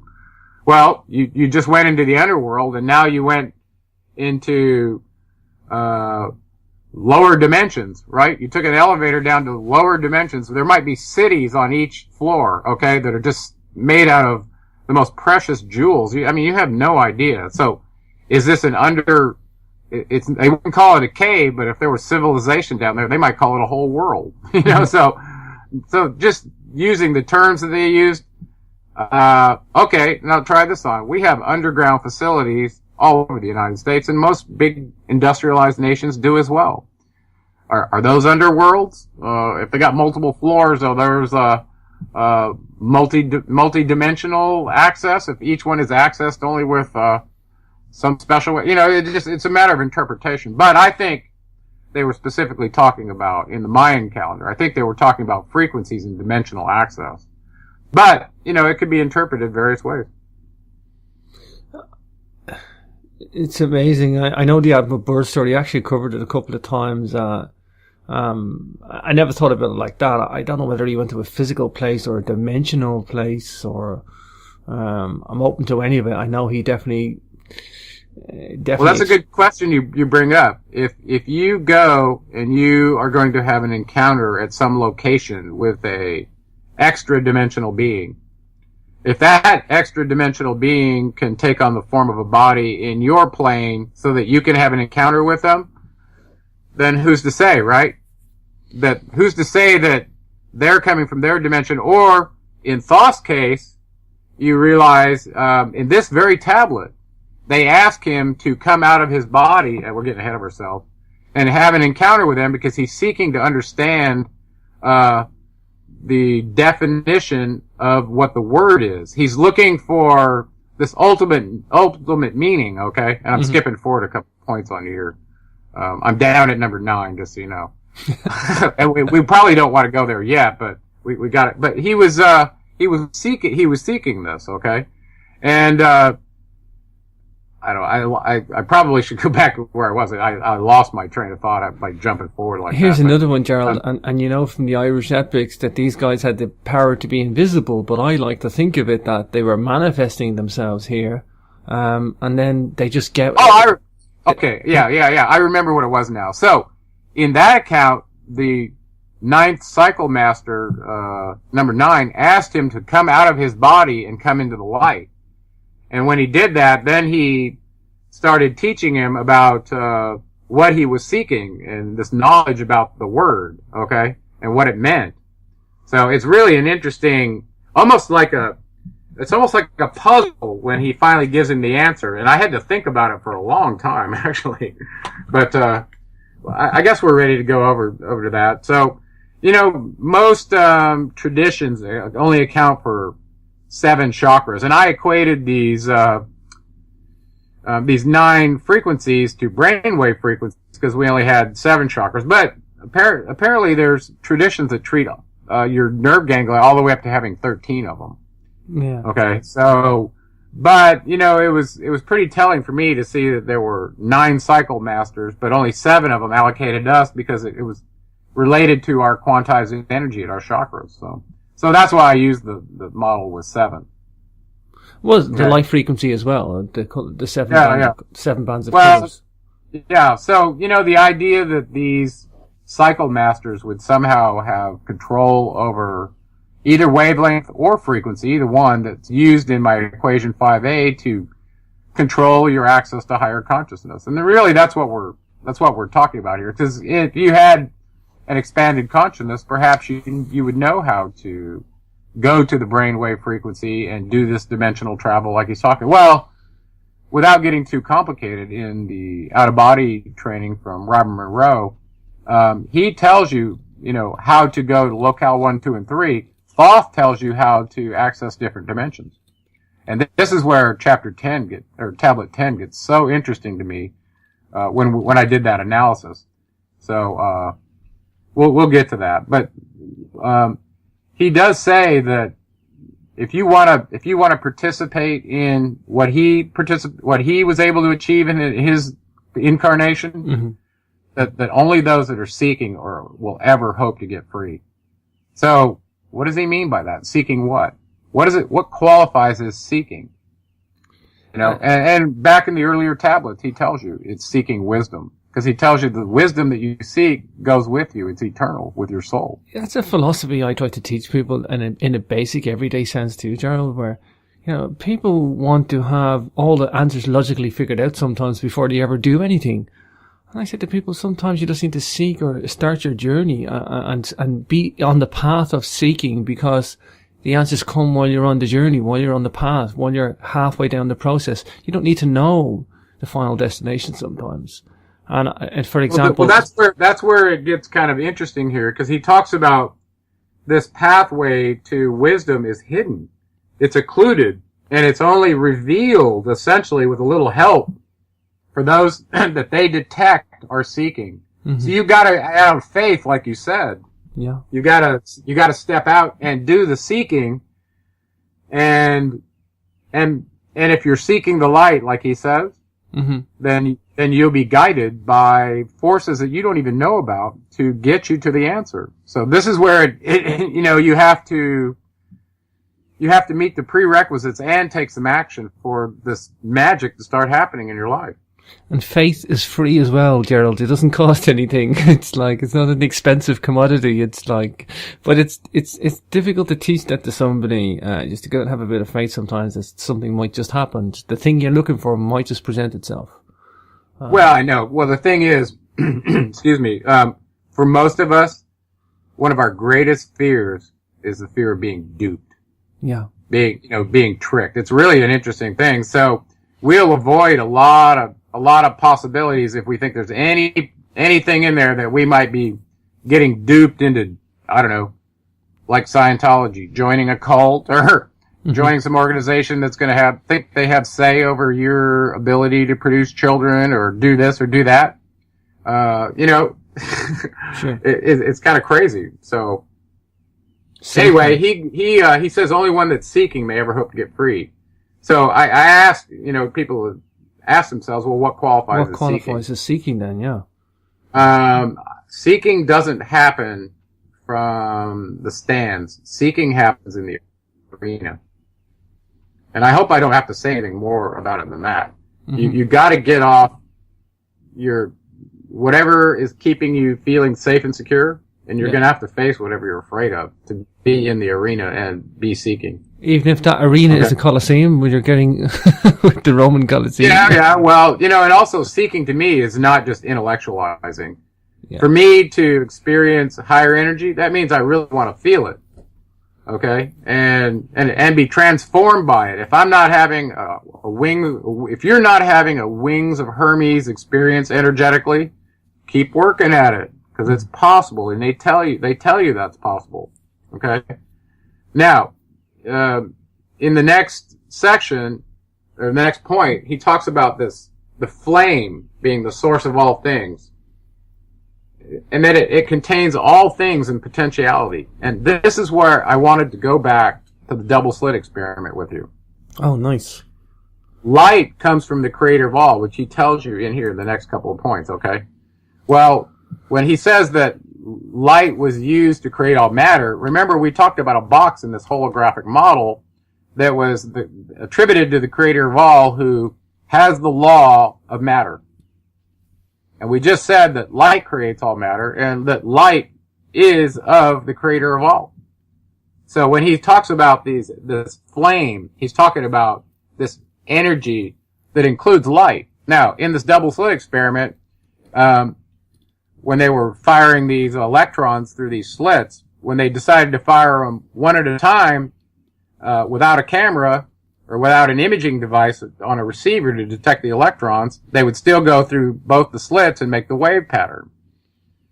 Okay? But as soon as they put the camera on and watched it, this light, it acted like it knew it was being watched, and it changed its behavior. Nobody truly understands that. And you studied this in physics, right? And it was such a mind trip to realize that some form of energy, including light, seems to have a mind of its own.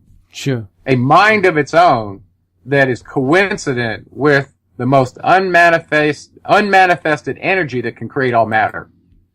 And now that you realize that's exactly what Thoth is saying, the science matches the discussion he's having in this tablet. Light creates all matter, and light comes from the creator of all. Now, the only question is, how does light take elements and create matter, right? And then when you realize that, guess what? You realize you're an avatar and you're created from the same matter that everything else is.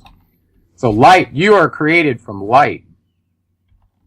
And that's hard to understand, but he tells you that in this document as well. But he says the flame is the source of all things, containing all things in potentiality.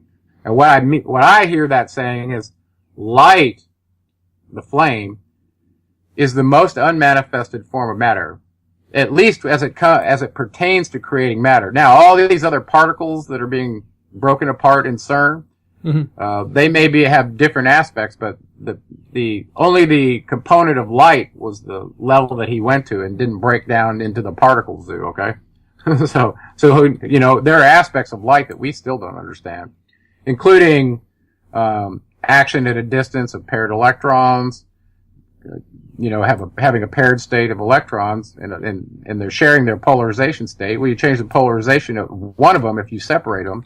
It'll change the polarization state of the other one no matter where it is in the universe. Now, how is that possible? Well, this is the basis of quantum encryption keying that's going on right now that can be done with light. So it's a very mysterious attribute of light that we truly don't understand. Sure.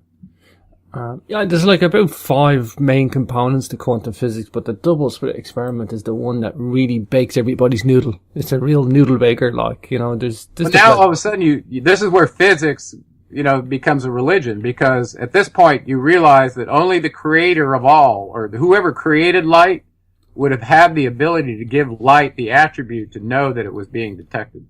I mean, that's intelligence built into light. Yeah. That is just bizarre. That is just bizarre. And this is non-negotiable. This is the facts that we've been dealing with for... It's been around forever, but it's funny. Even though it's been around forever, most people in modern culture couldn't describe to you what the double slit is or what the ramifications are. Mm-hmm. And it was funny. I was thinking about that today. Most people on the street, you could ask them how a magnet works and they couldn't tell you. For an engineer, that's just ludicrous, but that's really, truly the state of they can't, knowledge base. They have no idea. I'm not bashing anyone. I had a professor at grad school, actually. His name was Robert Heck Nielsen, and he was teaching this course in quadratic networks. Really heavy-duty AI stuff. And he made this prophecy, if you will, one day in class. He said, he goes, in probably less than 50 years, all menial tasks that we don't want to do will be done by robotics. And people will be unenslaved from that type of activity. They won't have anything to do, and what they'll spend most of their time on is social and relational activities. And only the people who are hobbyists will be involved in technology anymore at that point. And I found that hard to believe because I was an electrical engineer, but I think part of his prophecy is probably correct. Yeah, for sure. Wow. Oh, yeah. So, anyway, this idea of the word comes up, and he uses this he capitalizes it. He said the word is the source of all existence. And he asked these cycle masters to explain this to him. Well, it's funny because I was on a radio show when this first came to me, is I was trying to figure out, a lot of things about the Anunnaki, and I really didn't know that much about Thoth at the time when I first wrote my Anunnaki book. I knew about Nikshita, but I hadn't really studied the Egyptian culture as closely as I needed to know who all the gods were there and all the places they migrated. And we're still going through that in various cultures, right? Mm-hmm. So, but in my past, being raised Southern Baptist, I knew the Bible pretty well. And I remember, in the New Testament, in John 1:14, it was talking about the Word becoming flesh. And so the idea of this Word, comes up there in this analogy to the same kind of seeking that Thoth is trying to understand. And he connects the Word or order and intelligence to an original source of all existence, which we later call the creator of all, okay? And so, in John 1:14, though, this Word became flesh, an avatar, if you will, to teach the humans how to escape their enslavement. Right? Mm. Well, isn't that exactly what Thoth did in the Emerald Tablets here with his 32 buddies? It's exactly the same mission. It's no different. So I saw those 2 and 2, and then all of a sudden I started pondering adding more AKA names for Thoth because he had such a long list. And now, after I've gone through the tablets, I realize how many different avatar bodies he's able to take on. It's totally up to him. There's probably uncounted ones that we don't even have records of.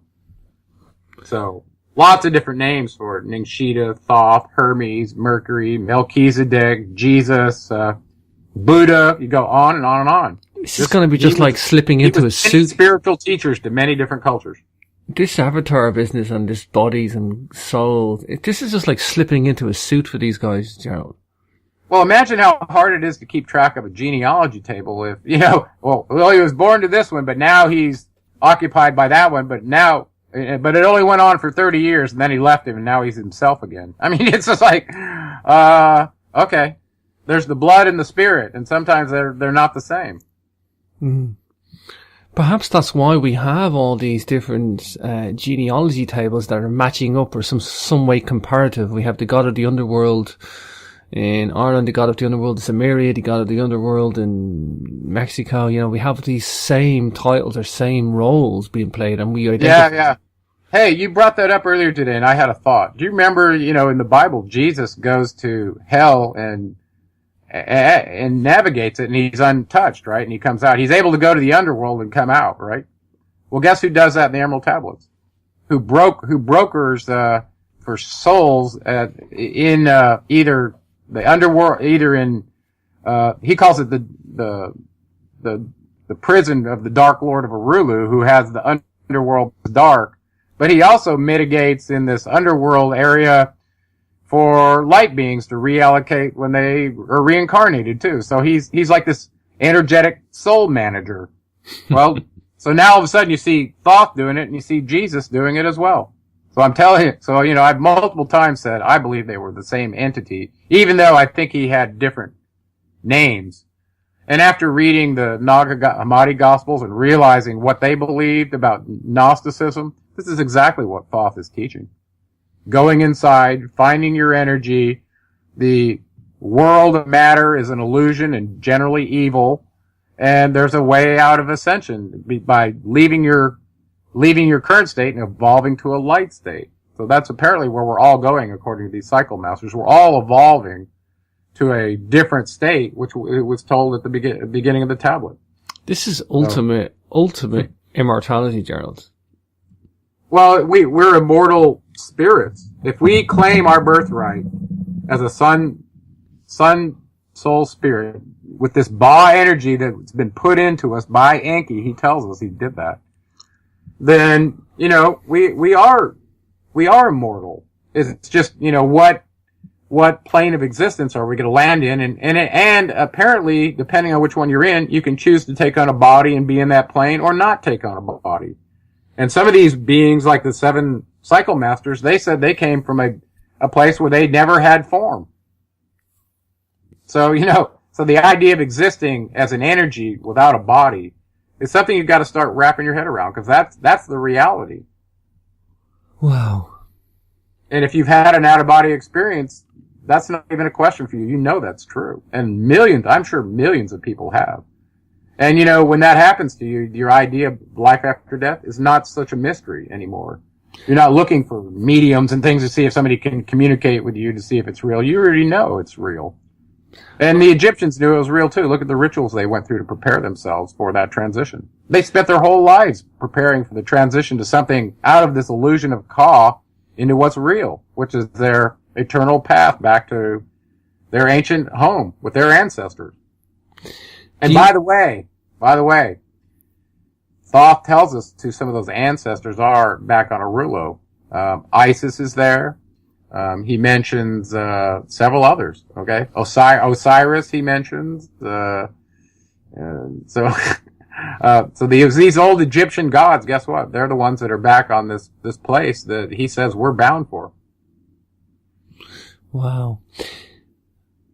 Do you think that we're born, Gerald, I think about the humans on the planet for the moment, that we all born with our memory wiped from our previous existences for a good reason?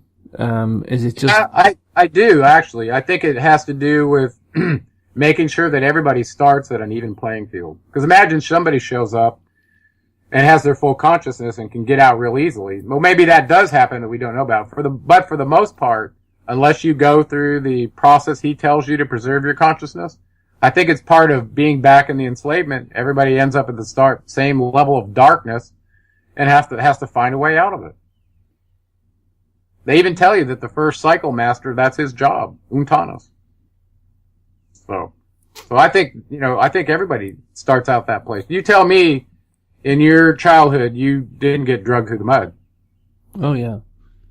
I don't know anybody that didn't. And if they tell you they had a princely childhood, they never lied, cheaters did anything wrong, I think they're lying. Yeah. I think it's part of this order of reality that you have to start out in the mud. You start out in the mud and you get yourself through it, and hopefully evolve, ascend it in this lifetime, and get yourself to a place where it's a safe zone at the very least. Yeah. Well, Thoth is real curious, and he's a good student, and he begs, basically, in a humble way, this Lord of the Ninth Cycle, he's the chieftain, remember, to divulge to him the secret of the word, meaning the source of order is what he's really saying. And he answers him, tells him, he kind of gives him a lesson on how order and chaos are related, and that he says, the word came from chaos and light came from fire. So he's kind of talking symbolically to him because he knows he's really smart. Well, from the chaos we know order came, which was the creator of all establishing order, establishing the law of time, the law of matter. Sure.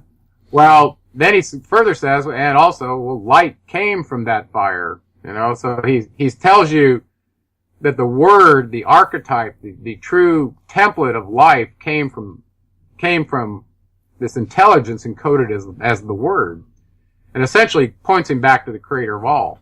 And he says, if you want to experience that, this ninth cycle master's telling Thoth that, he said, then start by seeking order. And I know we talked about this at one point. I told you that our relationship to material objects is very important. And it was in an earlier tablet we talked about this. And that where there's order, there's intelligence. And when there's disorder, there is no intelligence. Especially as it relates to understanding the energetic relation of objects in feng shui to your energy body and also to your visual system. I mean, it affects you. Beauty affects us. And disorder affects us as well. So he's telling you, go get some order in your life and you'll start to understand the source of the creator of all. They're like, really? So he tells him basically to balance the chaos of his emotions. Or to quell them. He says quell them and there'll be order in your life. Well, doesn't that sound like meditating to you? Quieting your mind, overcoming the thoughts that are triggering emotions. Because we said that behavior is nothing more than a belated announcement of a thought you accepted as your own. Well, then there's going to be emotion with that as soon as you accept it. So learning to not think for a little while and just be can help calm you down. And that's what he tells him to do. And then he says something very esoteric in that. He says that when you do that and you seek order in your life, that something magical happens, that the word will come to you. In other words, the creator of all will intercede and you'll be guided to your inner truth about who the creator of all is. And you'll have this relationship energetically. That's what he says.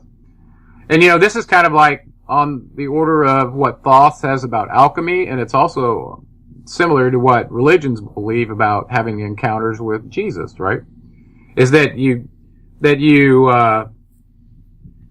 essentially, how do I say it? I'm not sure how to say this, but in balancing this chaos in your life, that in the alchemy model, if you meet these two prerequisites, is what Thoth tells us, if you transmute your ego and purify your consciousness, whatever that means for you, whether it's a dogmatic list of you got to do's and don'ts, or I don't see it that way. I see it individually. Whether what you're doing is right or wrong. So if you don't lie to yourself and don't do things that make you feel wrong, then you've got a pure consciousness. And your words match your deeds, okay? So you're in integrity with yourself. That's what I'm saying. The stakes are high, Gerald, but the payoff is really high too. The payoff is freedom. Right. Spiritual seekers have done this in very, very what we view as extreme cultures, where they might give away all their possessions and go on a journey in an isolated place like they do in India to overcome their desires and transmute their ego. Because what they're wanting to have is a vessel, an empty vessel that can have an encounter with the infinite. And that's exactly what the golden thread through time that is described in this alchemy book, in my book, talks about as the secret link for all alchemists through all ages, is that if you do these prerequisites, you'll have an encounter. Well, what does that mean? It means that these light forces will reach out, make contact with you, and guide you on your path. That's what he's saying. Okay? So, these 9 cycle masters are essentially telling Thoth that if you want to understand the word, do that. And you'll have that same experience. Seek and you'll find, right? That's what they're telling him. So, they did it in a very esoteric way, but I thought it was very, very well done. So, that lesson's true for us too. If you want to get order in your life and be balanced, then learn to quell your emotions. Learn to conquer your real estate. Don't worry about conquering somebody else's territory. Conquer your own. Because it's hard to sit for 15 or 20 minutes and not have any thoughts and just experience the energy of the universe. And it's transforming.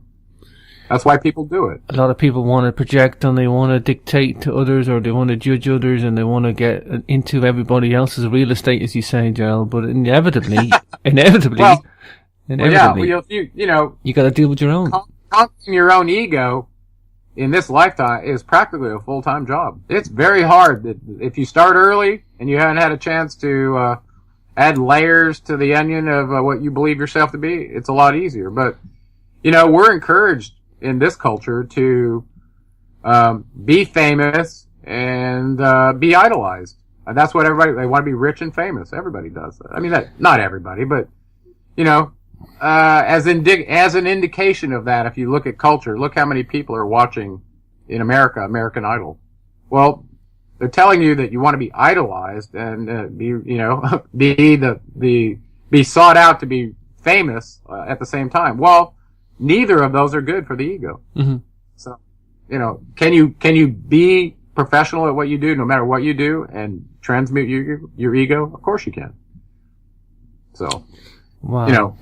But that's, so this is very timely information for us now, as it was for people way back when he was first writing these tablets. Okay, so nothing has changed.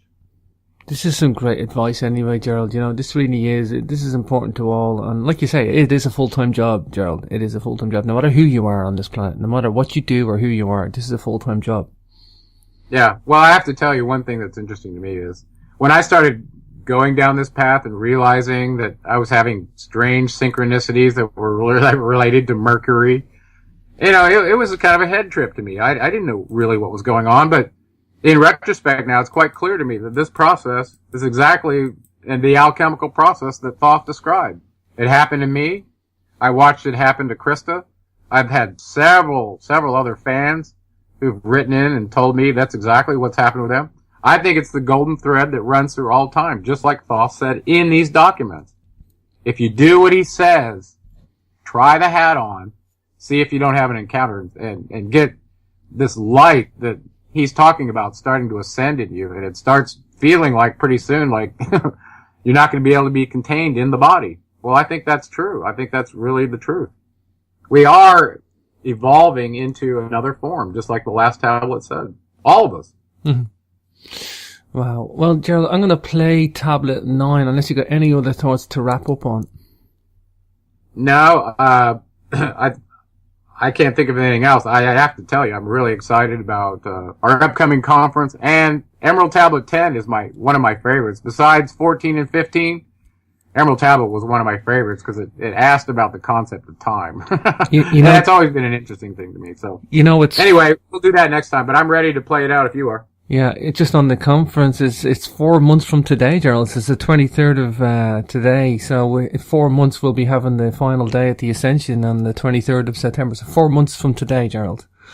Yeah, well, I'm actually really excited about the response we've had so far. I think personally it's going to sell out very quickly, and we're going to be. And just for those of you who are listening, that we have an option to get a larger space, and we'll look to do that if that happens. So. Yeah, and I'm going to try and make myself available to people to philosophize, to talk, and get some of the knowledge that I have to people. That's the aim of coming to Mexico to meet you, Gerald, to talk to you and get knowledge from me and you to each other, and to give it to the audience as well. And to tie up some, links between commonalities of other cultures and civilizations, and it's just going to be a wonderful event. Looking forward to it. Yeah, I know. I hope this doesn't sound weird, but when we first planned this event, it was early in the year. We hadn't done.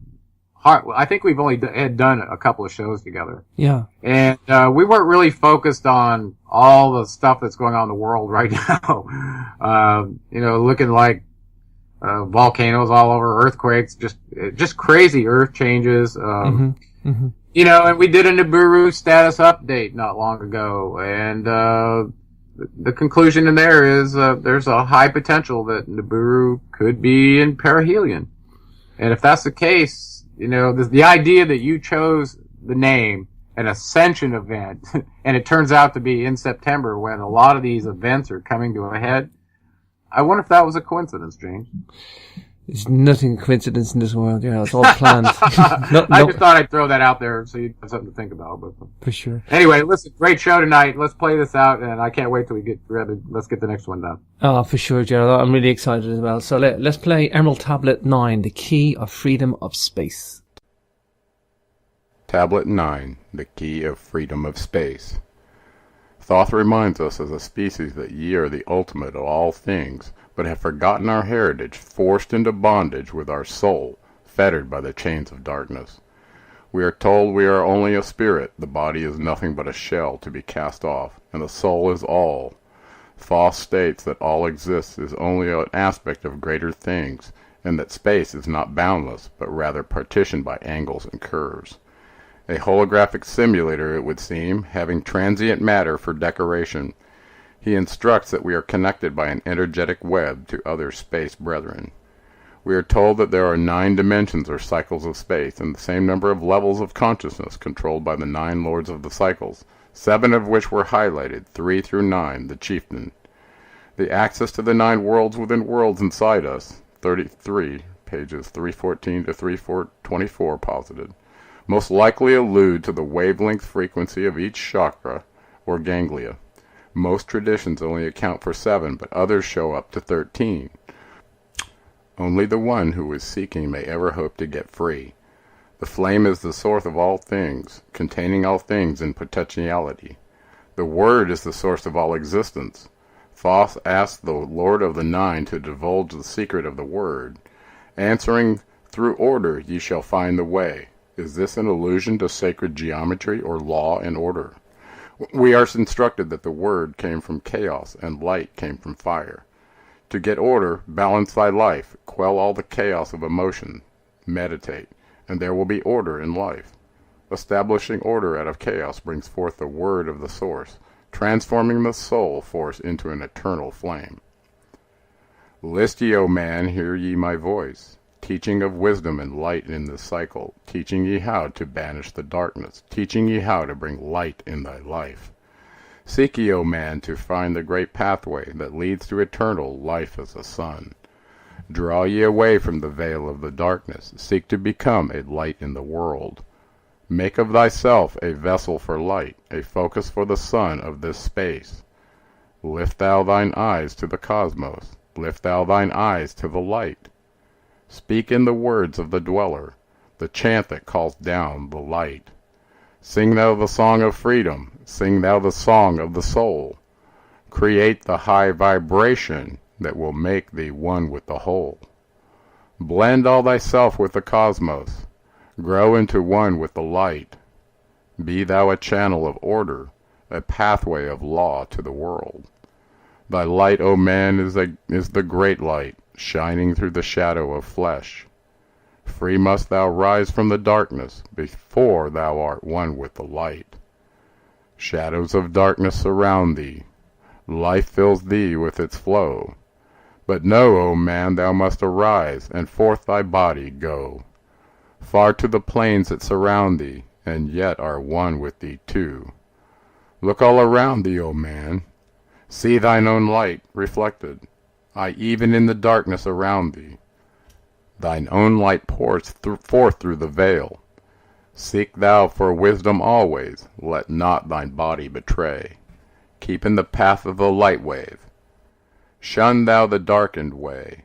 Know thee that wisdom is lasting, existing since the all-soul began, creating harmony from by the law that exists in the way. List ye, O man, to the teachings of wisdom. List to the voice that speaks of the pastime. I shall tell thee the knowledge forgotten. Tell ye of wisdom hidden in pastime, lost in the midst of darkness around me. Know ye, man, ye are the ultimate of all things. Only the knowledge of this is forgotten. Lost when man was cast into bondage, bound and fettered by the chains of darkness.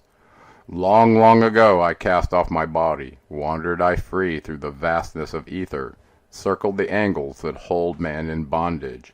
Know ye, O man, ye are only a spirit. The body is nothing.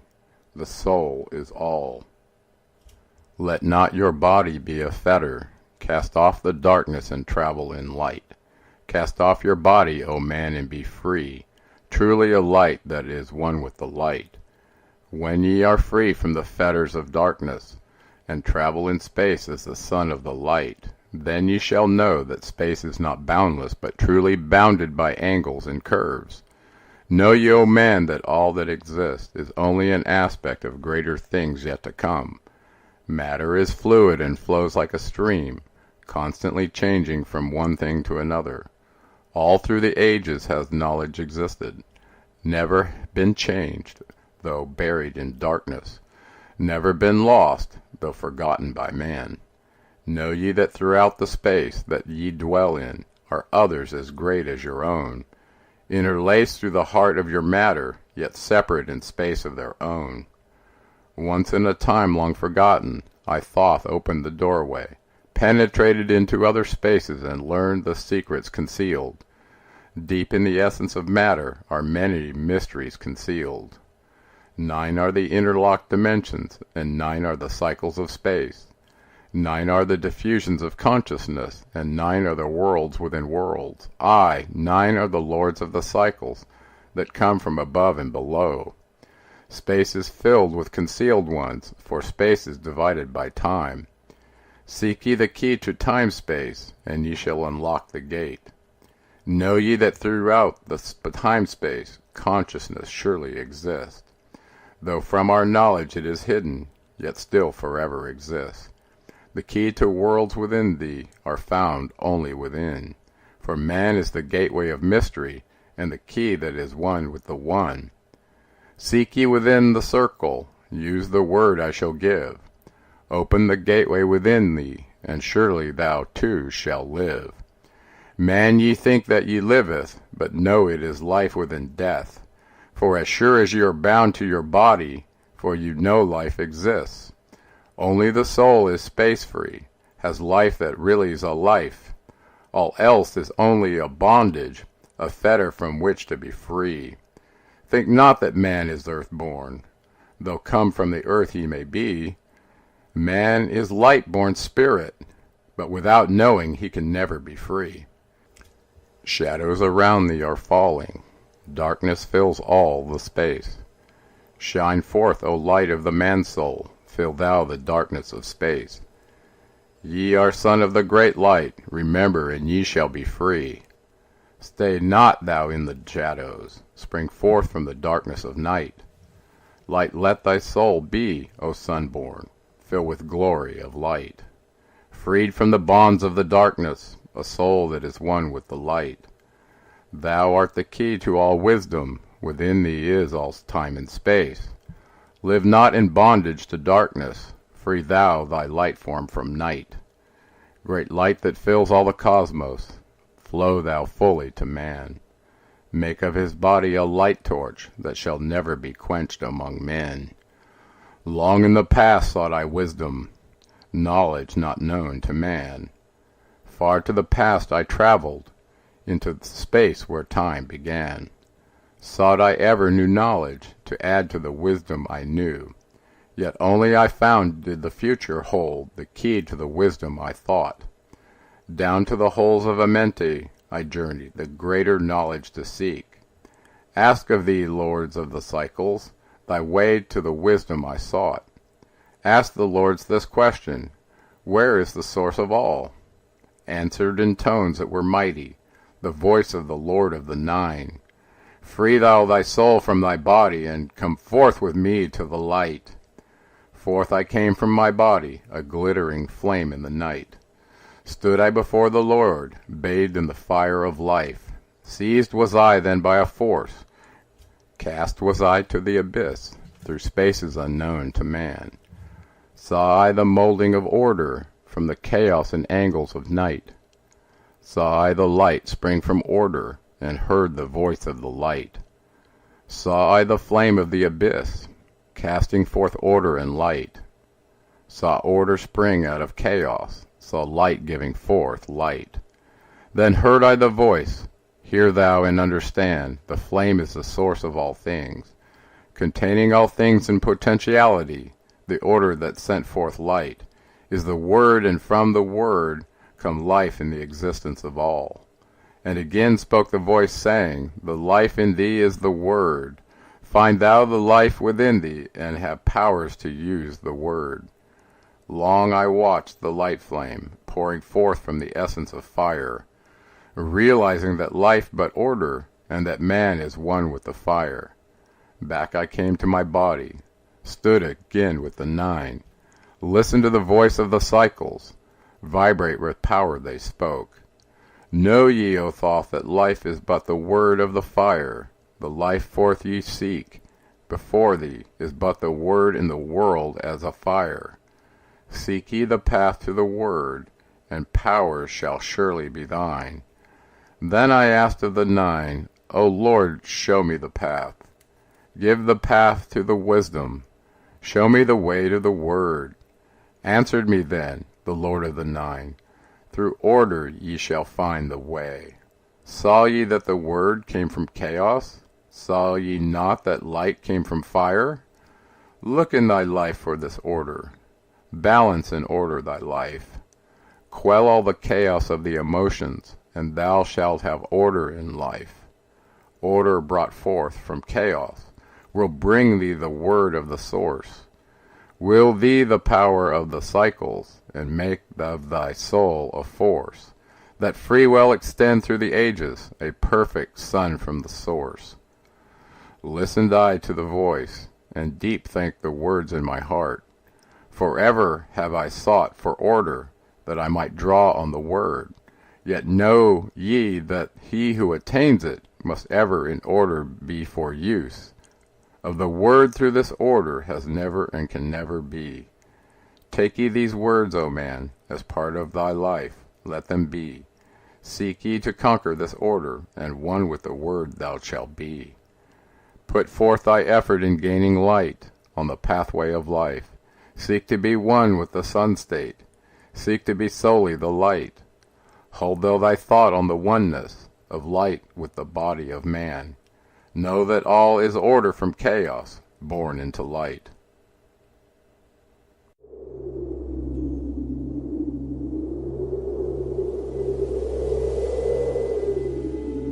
There is something majestic in the land of Ireland. This is known the world over. The Celtic Irish are descendants of the Tuatha De Danann, a mysterious, supernatural race of gods written about in ancient Irish Gaelic texts. This is the basis for all Irish mythology, and our megalithic ancestors are interlinked with these peoples. You have a chance to come and see these monuments and temples for yourself. The megalithic landscape is rich in the realms of myth, legend and wisdom. Come see all this on the most spectacular Sacred Sites tour in March 2016. The Sacred Sites and Equinox tour is not to be missed. Tour highlights include Gridden of Aillock Observatory, the Giant's Ring Henge and Dolmen, St. Patrick's Day Special at St. Patrick's Ancient Chair, March 17th, Knockmany Passage Tomb linked to the Queen Maeve with special access, Beemore Temple Complex, Dunluce Castle, the Giant's Causeway, Beltany Stone Circle, Kilclooney Dolmen, and the Loughcrew Equinox Event Alignment.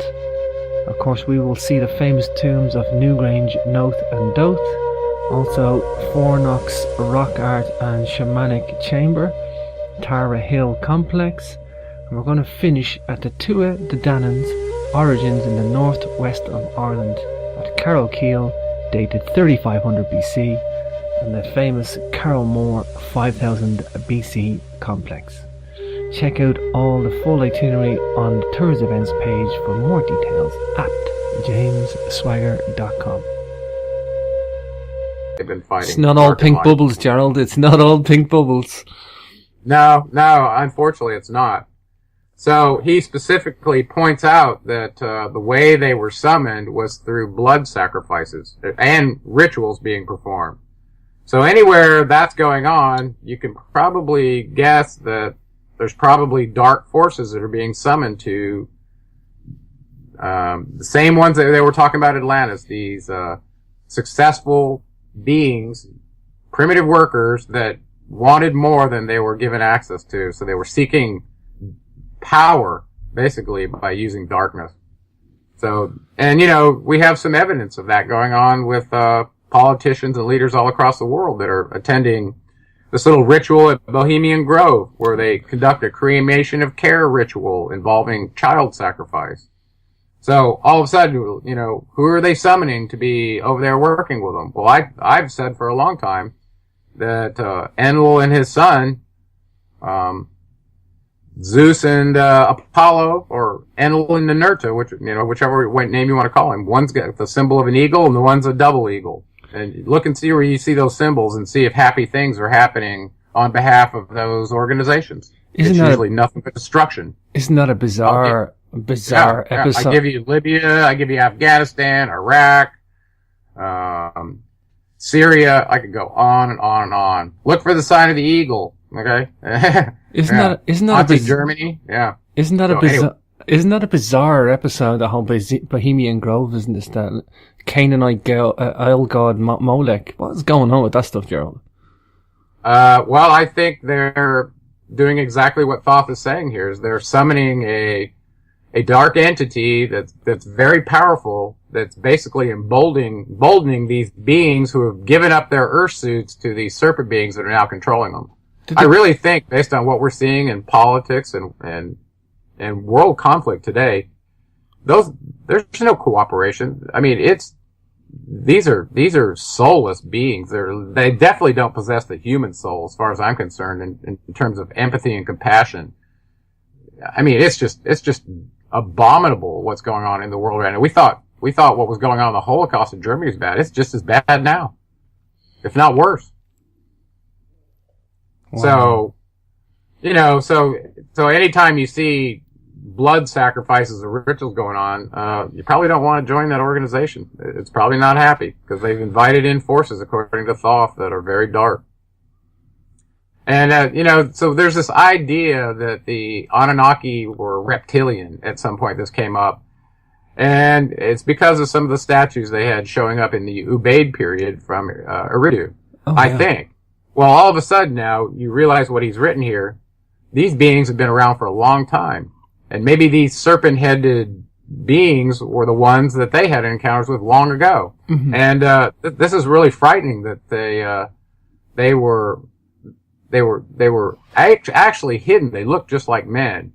But he says that their glamour was lifted, and essentially they had a countenance that covered their real appearance with the face of a man. How they did that is not known to me. Somehow in their ability to form matter, they did that. Well, this is really frightening. And, Thoth states that the Masters of Light encountered these beings before and did battle with them. And they knew that there was a certain sound that could be made that would unmask their countenance and basically expose these dark force body snatchers that were here taking over all the high places among mankind. Well, Matt, look around the world right now. Do you not think that has already happened again? Do you remember that program? It would explain a lot of the behavior. Do you remember that program from the 80s called V for Victory? No. Did you see the one, They Live? No, I haven't seen that one either. There's one there. We had to put glasses on, and all of a sudden, I think you could see who the real being was. Instead of saying a word that unmasked their countenance, these glasses.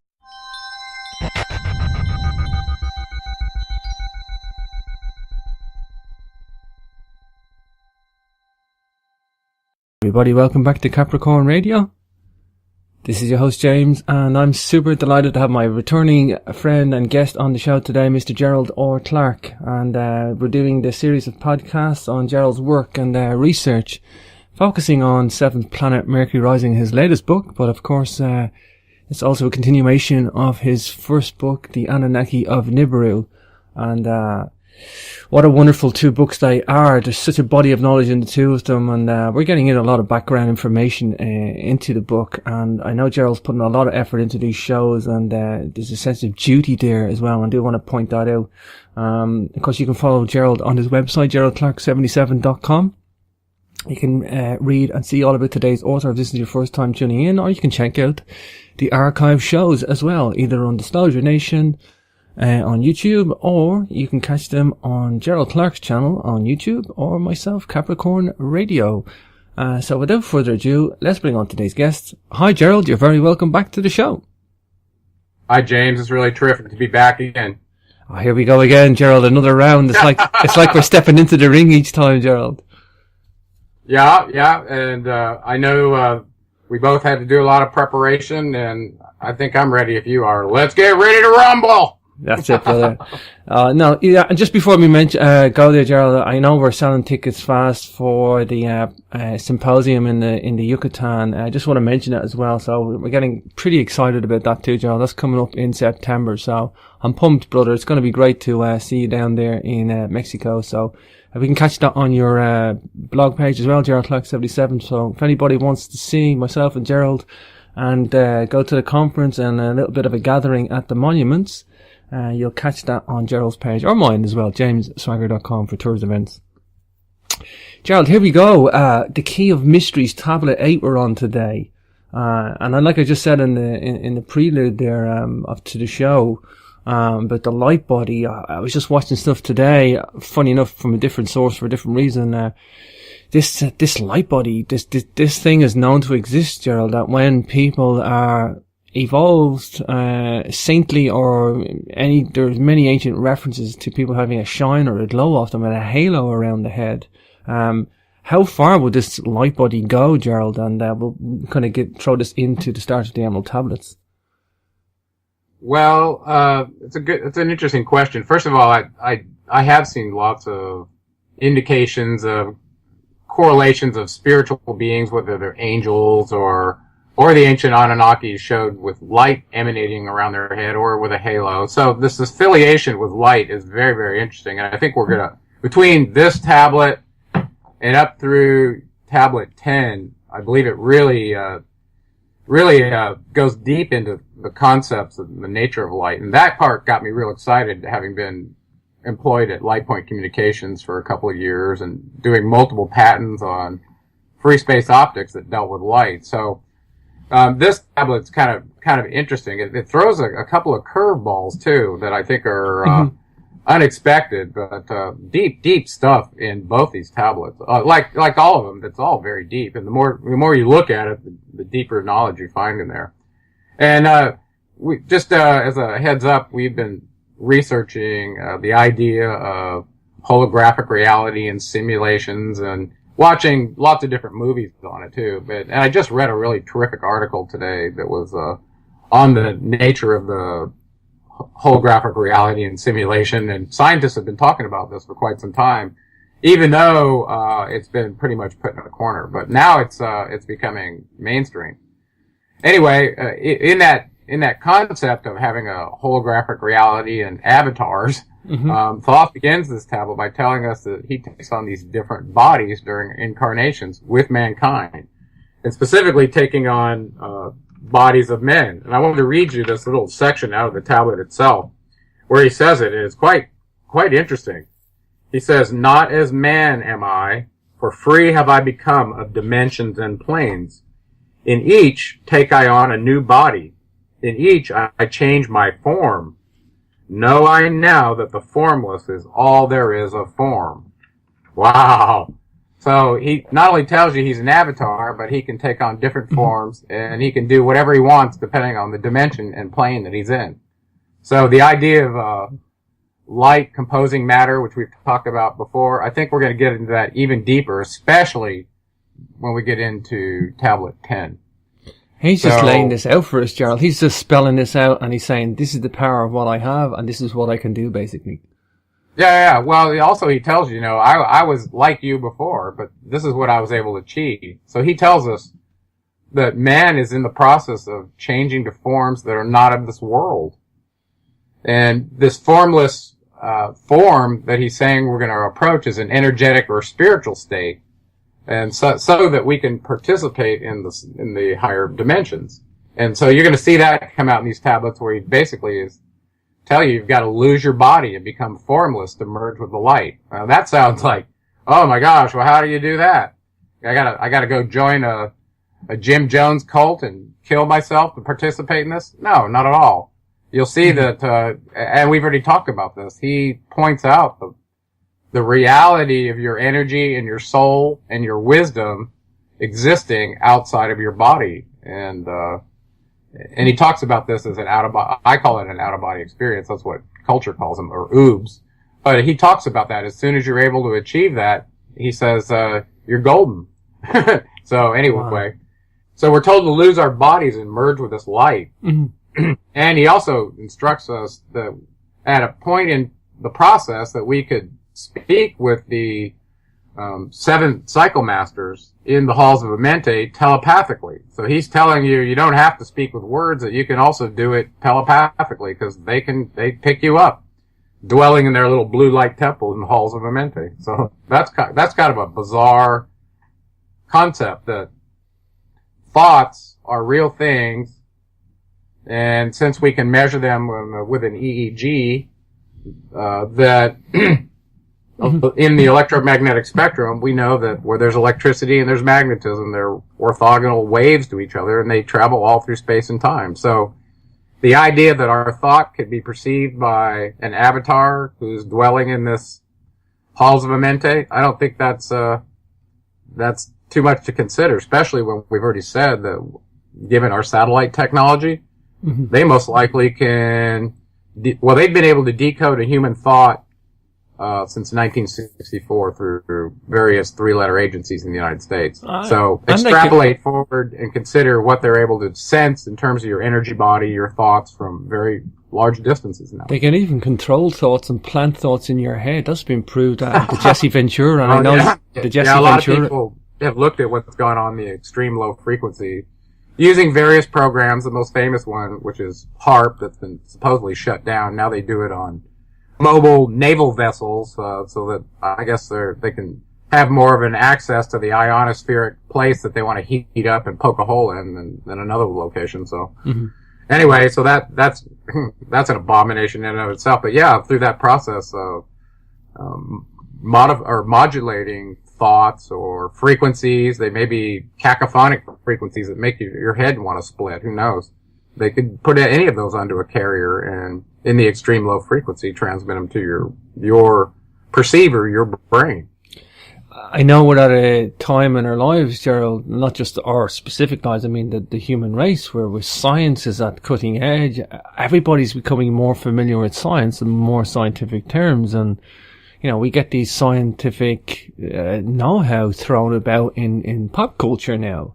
And we're at a time now where we can understand what's in these tablets, Gerald, because I think that's where we're at. I mean, 80 years ago, would we have understood the stuff? Probably not. I mean, well, yeah, that's the thing, and it was true of the Enuma Elish too. I mean, how could you understand that complex cosmogony unless you had the scientific perspective to know that it was A, possible, and B, that we could extrapolate forward and see that we could do some of those things now. Well, the same with this. A lot of the Western medical instruments are able to visualize your brainwave and also your energy in your brain as you're thinking a thought.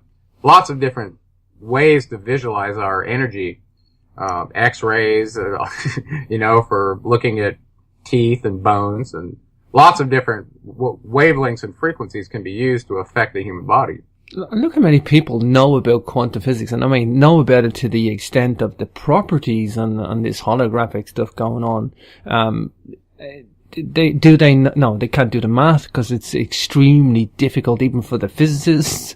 Yeah, but I mean they don't need to do the math. They know the properties and they know what can happen and what can't happen, and this exotic behavior that goes on, and look, the documentaries that are out there now. This is in our mindset these days to understand this material. I think we're ready. Yeah, a lot of people may not know what the double slit experiment proved to quantum physics as it relates to light as a wave or a particle. Mm-hmm. It actually, for most physicists who actually sat through this and got this, it really all of a sudden pulls the rug out from under you to think that in science you would ever be able to know something absolutely. Because basically what happens with this experiment is you come to realize when you observe light, it has an undeterminate response to being observed, meaning it knows you're watching. Now you just think about that and think about where light came from. And we're going to talk about in this tablet. He gets into that. He says light came from the creator of all, that came from chaos. And that we've talked about that all matter is composed of light or frequency, wavelength times frequency is light, is the speed of light. Mm-hmm. So, that basically stitches, the periodic table of the elements together to create what we believe is matter. Mm-hmm. And that's why I like that movie, The Matrix. I think they do a good job of pulling the rug out from under you and believing that what you see and touch is real. So, not everything was happy though. He brings up, kind of this disturbing affiliation with darkness that happened in the past on Atlantis. He said even before Atlantis, there were some Earthmen who were power hungry and sought to gain wisdom from a source that was not allowed, basically from some dark forces. Wow. And by them, calling them forth, that they came into this plane. And that's really, a really disturbing thing. And the fact is, they looked like men to us, but the reality was they were some sort of serpent being from another dimension, according to him. What he says, they had a head that was kind of serpent-like when, you were able to determine that. So, for us as our avatar eyes, we can't see but a mere range of 300 nanometers. That's 400 to 700 nanometers that we can see in the simulator. Mm-hmm. Whereas, we know that there are other creatures on the planet that can see better than that. So, we're really constrained from that standpoint. So even though these forces that came from another plane came to the Earth, they didn't have to take on, I guess they could have stayed invisible to mankind like some of these other avatars do. But these particular ones, he said, they needed bodies. So, and blood. So what he says, bodies and blood, to take on a physical form. And when he says that, he means not an animal, he means mankind's to be exact. So these beings came as avatars, but they didn't come to teach mankind how to get out of bondage. They came here to overtake you and rule you, basically. So that goes way, now if it happened before Atlantis, this is pre 50,000 years ago. So this goes way back when, where these forces apparently have been, from the inception of time, it looks like this allowed you to see them. Oh, wow. Well, this one, they were all... So actually, I was goofing around, and I wasn't going to make much of this, but I was goofing around on the internet looking to see what this word was, because apparently, according to Thoth, they gave this word to mankind in order to use it to unmask the countenance of these sneaky forces that he said are going to come back. They come back. He said they thought they got rid of all of them, but some of them were hiding in places unknown to man in our plane. So they had gone interdimensional on them to get away. So, but he said they'll be back. And if you look, like I said, and I'm going to call one of them out right now. Look at the president of Ukraine that has violated the Minsk agreement over and over again. You tell me he's not overtaken by some entity that is just full of darkness. And you know who I'm talking about. I'm talking about Poroshenko. Mm-hmm. The idea of staging massive military right now, firing again on the Donetsk airport while they, for the second time, have signed a peace agreement, a truce in Minsk. He's the one doing it. Well, what kind of energy is in him that wants to further perpetuate that kind of destruction that those innocent people have experienced? Okay. Anyway, they're both at fault, but consistently, I've been watching him. This guy is full of darkness. Mm-hmm. Whoever he is that took over the land where the trident used to be on the flag, is truly smearing the noble character of the god Poseidon who ruled over Atlantis that had that symbol. What a smear. Anyway, I'll get off that platform. Let's go back to the Ubaid figurines, Gerald, because this is tangible. I know we spoke about them before, because the Dogon, like I said to you before, they're able to describe their progenitors, and they're exactly like the statues that occur in the Ubaid culture of Iraq, these 4,200 BC Ubaid figurines. Just put UBAID into Google Images and you'll see this, folks. Gerald, these things are crazy. We got some in the British Museum as well. I have photos I must share with you. It's clearly... Now those statues to me look reptilian or serpentine a little bit, especially in the head. Especially in the head. Yeah. But I've never seen a picture of any of the Anunnaki that showed them to be looking like that. I mean, we have statues of the Greek gods who we know are the Anunnaki in Greece. Listen, they portrayed themselves in statues all over the place. We know what they look like. They were the archetype of men and women. Generally, they weren't. Now, could they take on another form if they wanted to? Sure looks like if they had the power that Thoth does, they could, because you saw what he just said. He said he could take on any form in any dimension. Mm-hmm. Well, you know, we're looking at two separate entities, two separate peoples, two separate races, two separate whatever. You know, this is clearly for the tangible evidence that we're looking at here, John. There's two people at play here. Right.